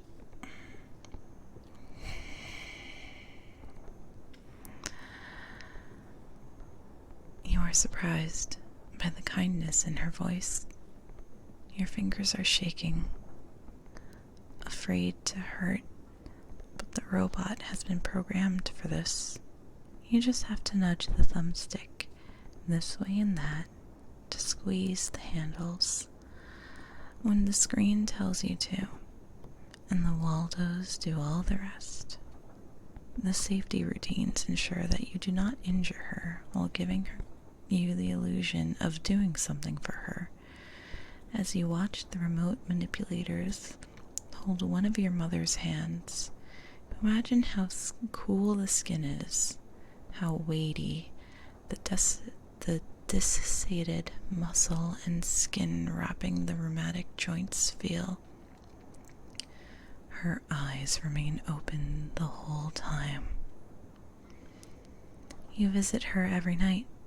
You become more skilled at driving the robot, and they give you more control to allow you more speed and degrees of freedom.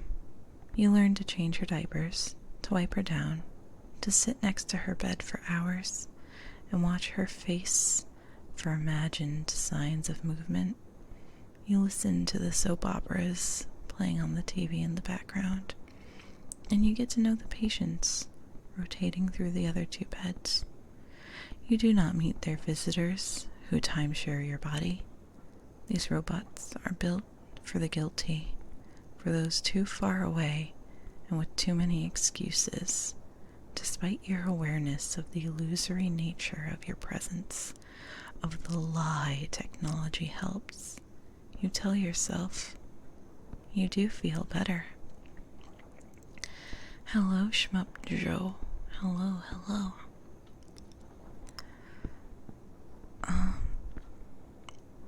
You disconnect and you feel and you find yourself unable to cry.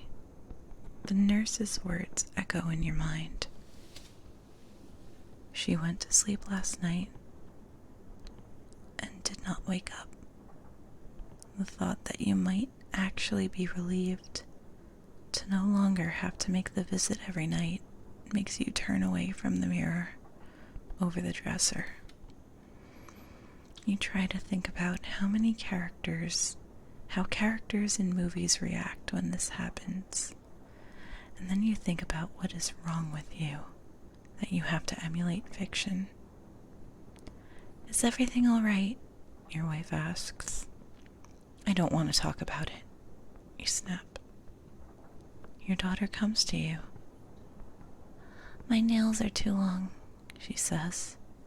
Your wife usually takes care of this sort of thing, but today she's out grocery shopping. You hold her in your lap, and you pick up the nail clippers. You smell her hair, fresh lilac and sweet jam. She's just had some toast with strawberry preserves. You wonder if she'll like herb grilled lamb skewers. You think about how strange it is to describe what happens as losing someone when the real loss happened years ago, so gradually that you weren't even aware when it happened. You can't remember the moment you decided you would not go back. You can't remember the moment you accepted that she would not come to join you. You can't remember when you became American. You think about how 1,000 small decisions add up to irrevocable changes, and how not deciding is the same as deciding. And you think about how people expect you to act a certain way when they don't know anything about you. Your daughter squirms in your lap, making herself more comfortable.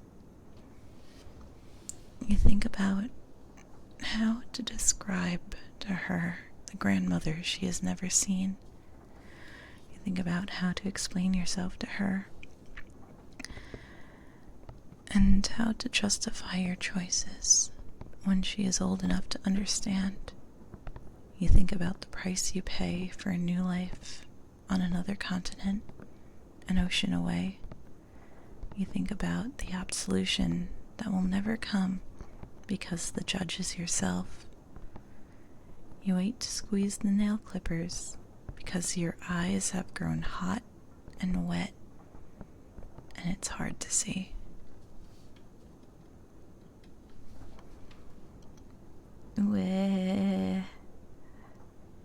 That one hit really close to home. I was hoping the last one wouldn't be such a fucking bummer.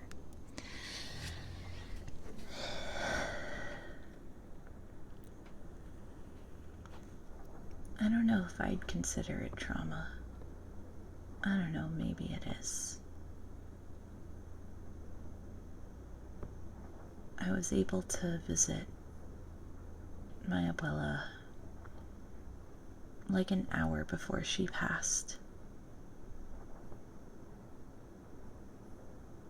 It was horrible. Death looks bad. It's not pretty. I hope none of you have to deal with anything like that soon. It happened a long time ago.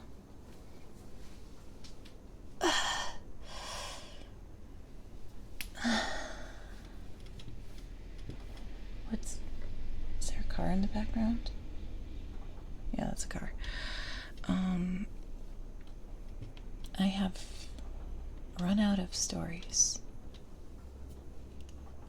for tonight. You watch some relatives go through similar. I don't want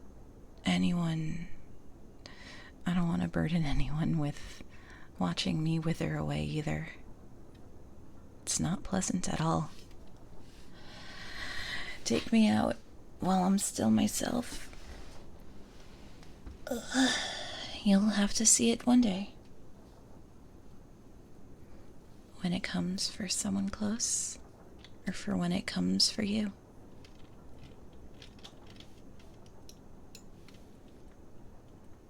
It is the great equalizer.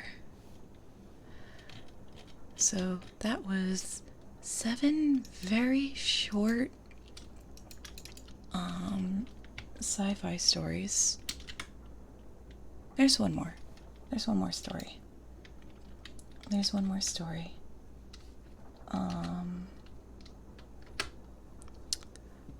That I have read before. All the ones I read today were new to me. They were completely cold reads. But this one is a familiar story. And so, why not? I know it. Oh crap. I just wanted to drink a little bit of water. I want to drink a little water. So, one more before I tuck you in.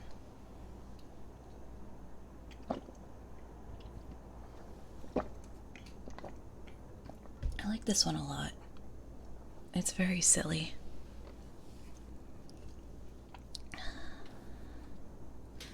This also might be the oldest story of the collection. I'm glad you enjoyed it. I really like reading, or well, reading aloud.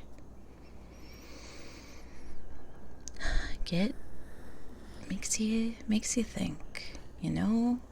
Gets those brain neurons activating when you're reading. It's a little more thinky than just whisper.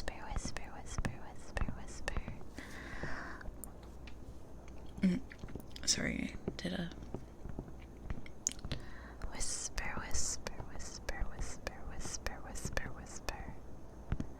Tax exemption. Adult things. Death is coming for you. Death is right around the corner. Don't worry, you won't have to wait long. You'll be okay in death's ugly embrace. Don't worry about it. Don't worry about it. This last one will not be a cold read, but I hope you'll like it. They're made out of meat. Meat? Meat. They're made out of meat. Meat. There's no doubt about it.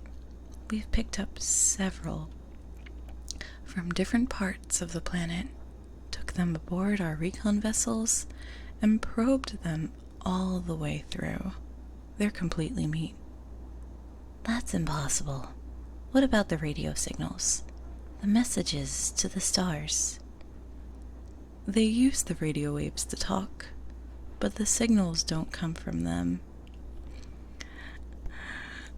Get your meat emotes. Do you have emotes for meat? Use your meat emotes. The signals come from the machines. So who made the machines? That's who we want to contact. They made the machines. That's what I'm trying to tell you. Meat made the machines. That's ridiculous. How can meat make a machine? You're asking me to believe in sentient meat. I'm not asking you. I'm telling you.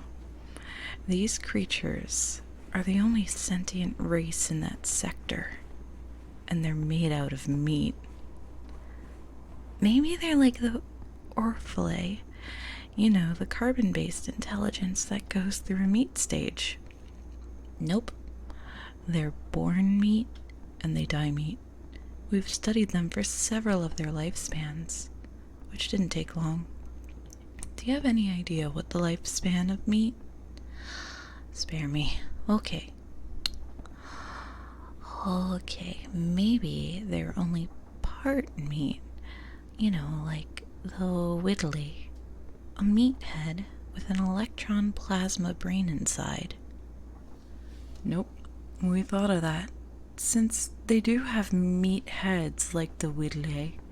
But I told you, we probed them. They're meat all the way through. No brain. Oh, there's a brain, all right. It's just the brain is made out of meat. That's what I've been trying to tell you. So, what does the thinking? You're not understanding, are you? You're refusing to deal with what I'm telling you. The brain does the thinking. The meat. Hello, Emmy. And hello, Yoshi. Welcome. Thinking meat? You're asking me to believe in thinking meat? Yes. Conscious meat. Loving meat. Dreaming meat. The meat is the whole deal. Are you beginning to get the picture? Or do I have to start all over? Oh my god, you're serious then. They're made out of meat. I'll bully you after the story. Thank you. Finally, yes. They are indeed made out of meat. They've been trying to get in touch with us for almost 100 of their years. Oh my god. So, what does this meat have in mind? First, it wants to talk to us. Then, I imagine it wants to explore the universe, contact other sentiences, swap ideas and information, the usual. We're supposed to talk to meat. That's the idea. That's the message they're sending out by radio. Hello? Anyone out there? Anybody home? That sort of thing. They actually do talk then. They use words, ideas, concepts. Oh yes, except they do it with meat. I thought you just told me they used radio. They do, but what do you think is on the radio? Meat sounds. You know, when you flap or flap meat, you know, slappy, slap.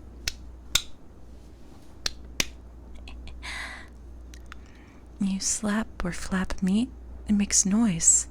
They talk by flapping their meat at each other. They can even sing by squirting air through their meat. Oh my god, singing meat. This is altogether too much. So, what do you advise? Officially or unofficially? Both.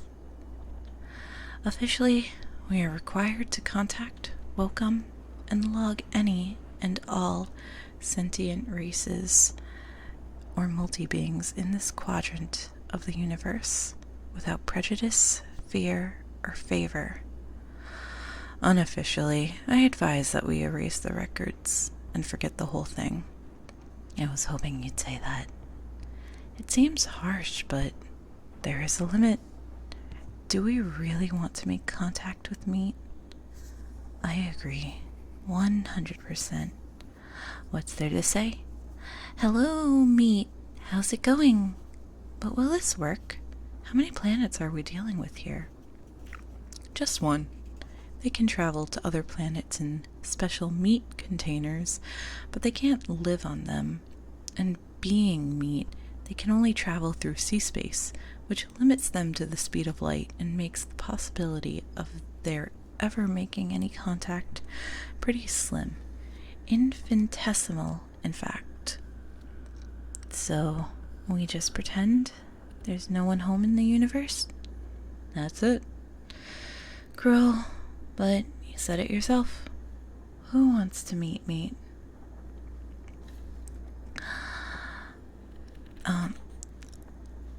And the ones who have been aboard our vessels, the ones you probed, you sure they won't remember? They'll be considered crackpots if they do.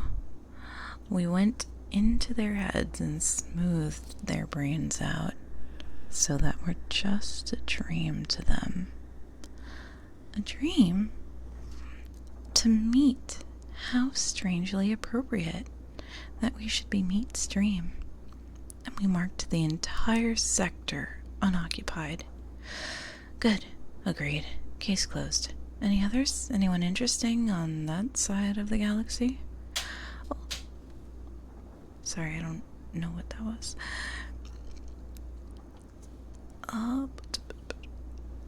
Yes, a rather shy but sweet hydrogen core cluster intelligence in a class 9 stars in G445 zone was in contact 2 galactic rotations ago. Wants to be friendly again. Ah, they always come around. And why not? I imagine how unutterably cold the universe would be if one was all alone. Jokes on them. We're squeaky smooth cause of microplastics. Yeah, plastic. Plastic ear. You have a plastic ear. You have a plastic ear. And if I eat it, it's a big old macroplastic. Can I do a bong hit ASMR? I do not have a bong ready to go. But that would be really funny. Hello, hot dog bong water, 420. You thought it was outside your room? No, it was in here. There was a weird sound. Hi and hello. Listening to this kind of thing when on the silly leaf is a very fun thing to do. So I hope you're having an especially comfy time, okay? I hope you're very comfy. It's late at night right now. Well, it's not super late. It's only 2. Relatively late. That's the point, dumbass, is that I'm close to you. Emmy wanted a bully. And so, earlier today, I gave Emmy a sliced watermelon that is lukewarm, as well as parsley as the greens. So, what can top this? What would make? It's a watermelon feta salad. But, what's another type of feta? I hope your feta is dry and hard and very, very sour. That is your bully. 3 bullies of horrible food. You're in bed and you're comfy. You baked a full baked wings? Baked in a full of baked wings. That sounds like a great time. It sounds like a very... Read more? Give me something to read. Give me something to read and I will read more. Pew, pew, pew, pew. Pew, pew, pew. I will gladly read more.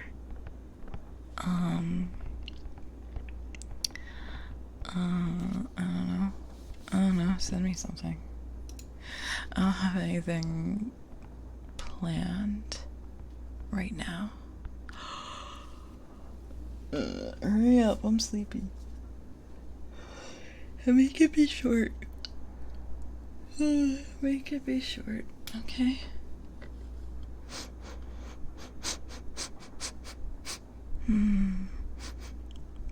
Like Halloween.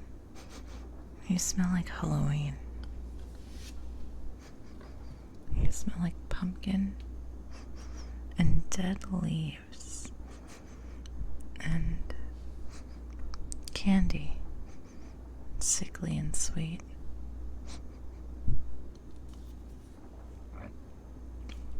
It's not a bad smell. It's a pretty good one, actually. Full of many memories. You had a crappy day, and this was far more pleasant than you expected. I'm glad I could give you a little bit of comfort after this.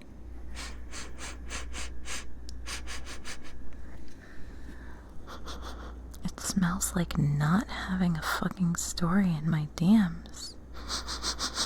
It smells like you're not prepared. It smells like someone who is still as dirty as the last time I sniffed them. But yeah, I'm glad your evening could be more pleasant than your daytime, Lord Sino. And thank you for stopping by and hanging out. Reading good, reading fun, reading is a nice time. Alright, what's it was like a magazine. Maybe I can find another article in this short fiction. Give me short fiction.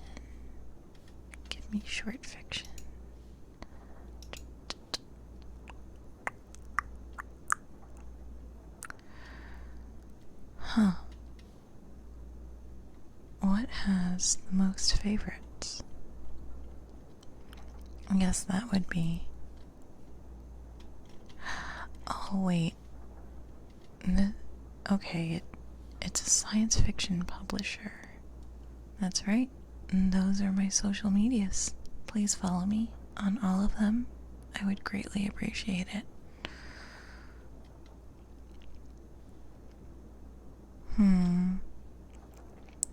Oh, it has like a dark fantasy, space opera, fantasy, apocalyptic, horror. Ooh.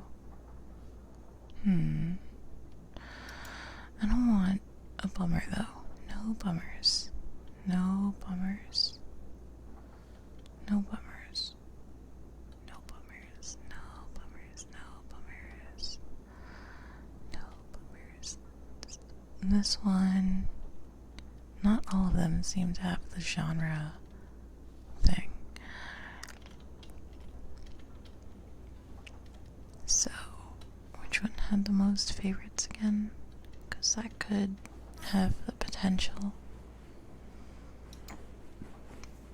to be nice to read. So, this one was posted January 11th, 2023. Very, very recent. I do not know if it's gonna be good or not. Hopefully it will be. So, let me move it over here.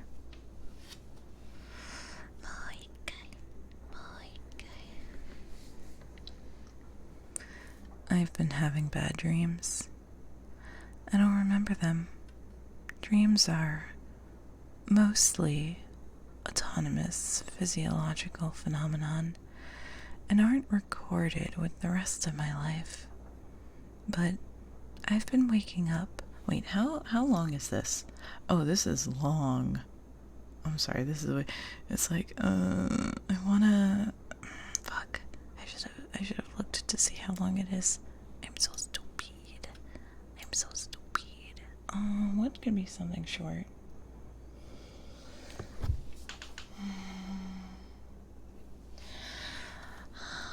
I asked my mom for a book earlier today, and she was like, I don't have a book. I don't have books. I gave my books away. I put my books in the library, cause then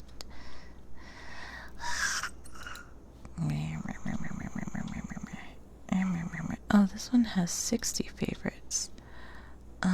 Even Zatsu's okay. Here is my own story. All these are so long.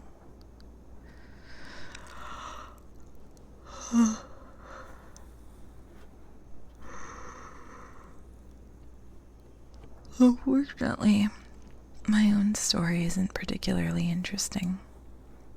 nor is it thought-provoking. It is very normal.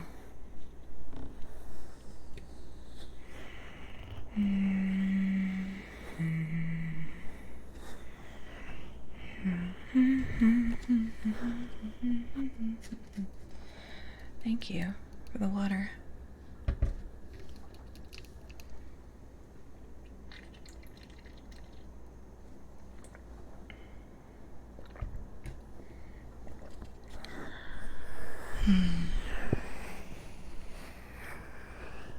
I sang a song last time. It was Live and Learn. I wonder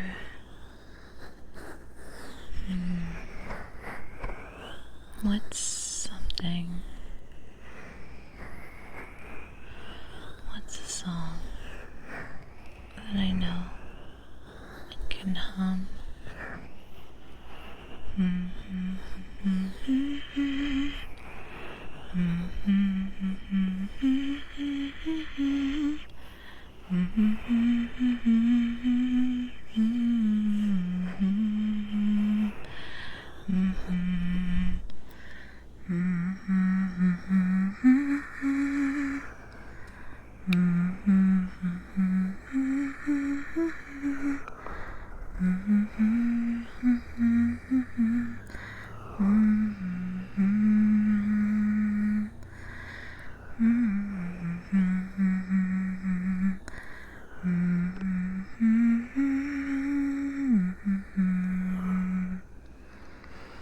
Come to life.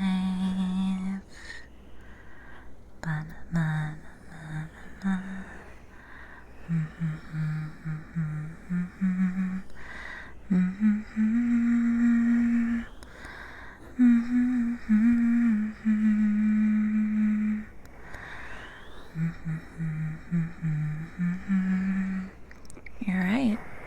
It is that song.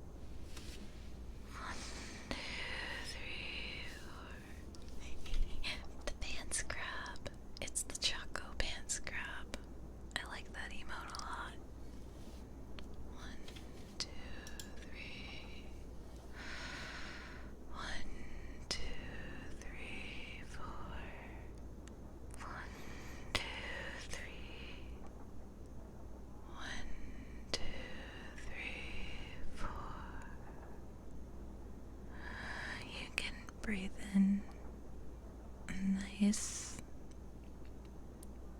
cozy time, and breathe out all the thoughts that are keeping you awake. They'll be there for you when you wake up.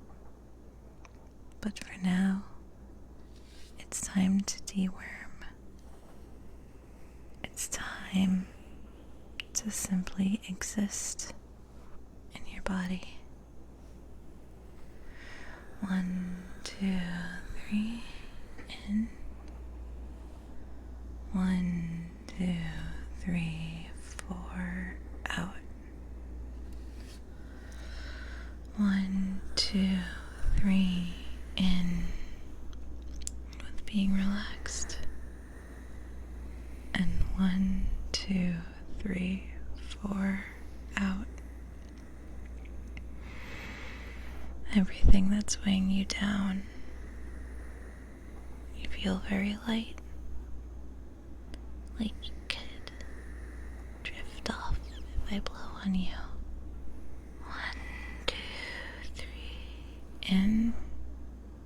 1, 2, 3, 4, out. Everything that's leaving you is so heavy. But that's okay. You feel much lighter now. And if I were to blow you away, you'd drift right off to sleepy. And you'd have a nice, restful sleep. Okay?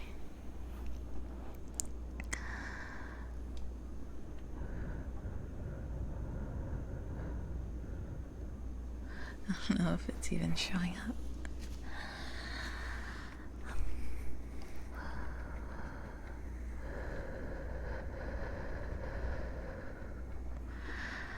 Kuro.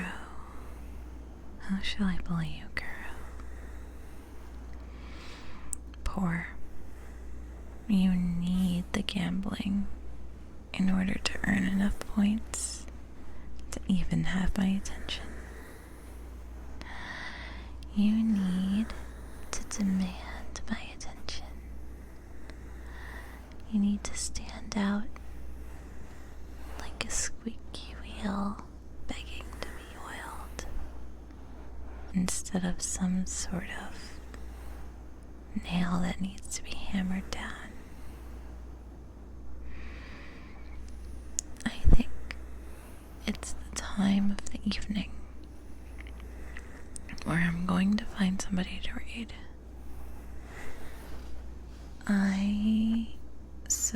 Peony is currently having her partner celebration, but that is very much not an ASMR stream. It is big ol' South Side Club. Who is streaming ASMR right now? Who is streaming ASMR?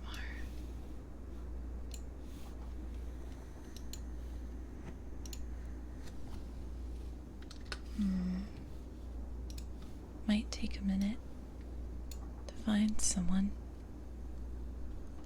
But while I'm looking, Ira's on. She's doing art. Oh, Bellsprout's on. Bellsprout's good. Bellsprout will take good care of you. Yeah, very rowdy. I'd like to join in the Roblox, but it's a little... I'm tired. I'm sleepy. I'm tired. I'm very sleepy. And I want to get a lot of work done tomorrow. So, it's time. Who's on? Who's on that's like a real person? Bellsprout is very good, and I know you'll have a comfy time with them. There's somebody that I've never seen before, but they seem real. They seem like a human being. Their setup isn't particularly... Yeah, they've got an ASMR too. Let's give them a shot. Are they made of meat? They are made of kiwi. They appear to be some sort of bird. Like a fuzzy brown bird. It's very odd.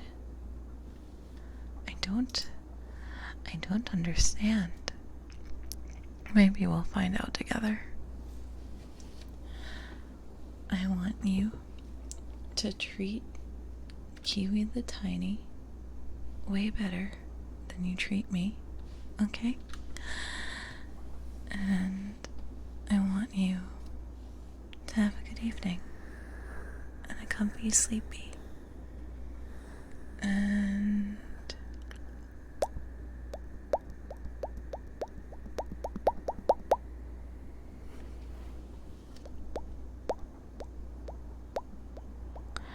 I really enjoyed reading today. Science fiction feels... I need a like a bud pop.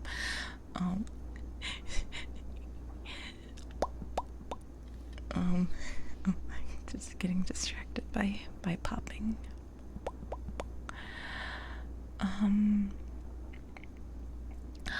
I have come out with the schedule, and tomorrow evening will be more Dokapon Kingdom on Kenji's channel,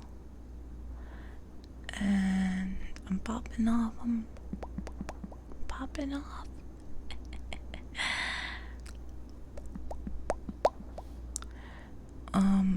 What else is happening? Wednesday is going to be a normal stream. It'll be art, and same on Thursday.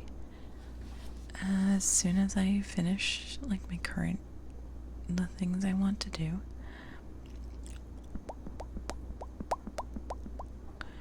And on Friday, I will also be collabing with Ramethal. We are going to play Blanc. I literally forget what we're playing. An art game. We are two artists, and we are going to be playing an art game, and it'll be fine. It'll be a fun time. Blanking out. What other stuff? Nothing really going on. Thank you everybody for hanging out. I really appreciate it. I appreciate you, 'cause you are, in fact, my favorite customer.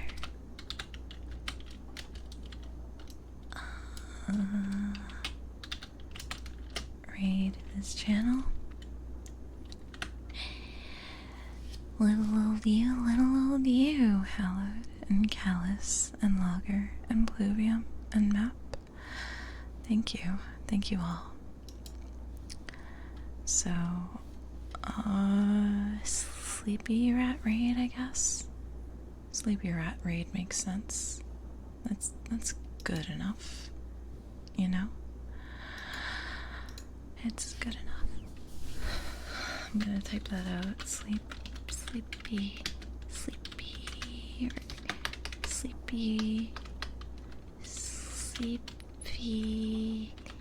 I'm EP Rat Raid. Alright. So, thank you for stopping by today. I will see you when I see you. And unironically, love forever.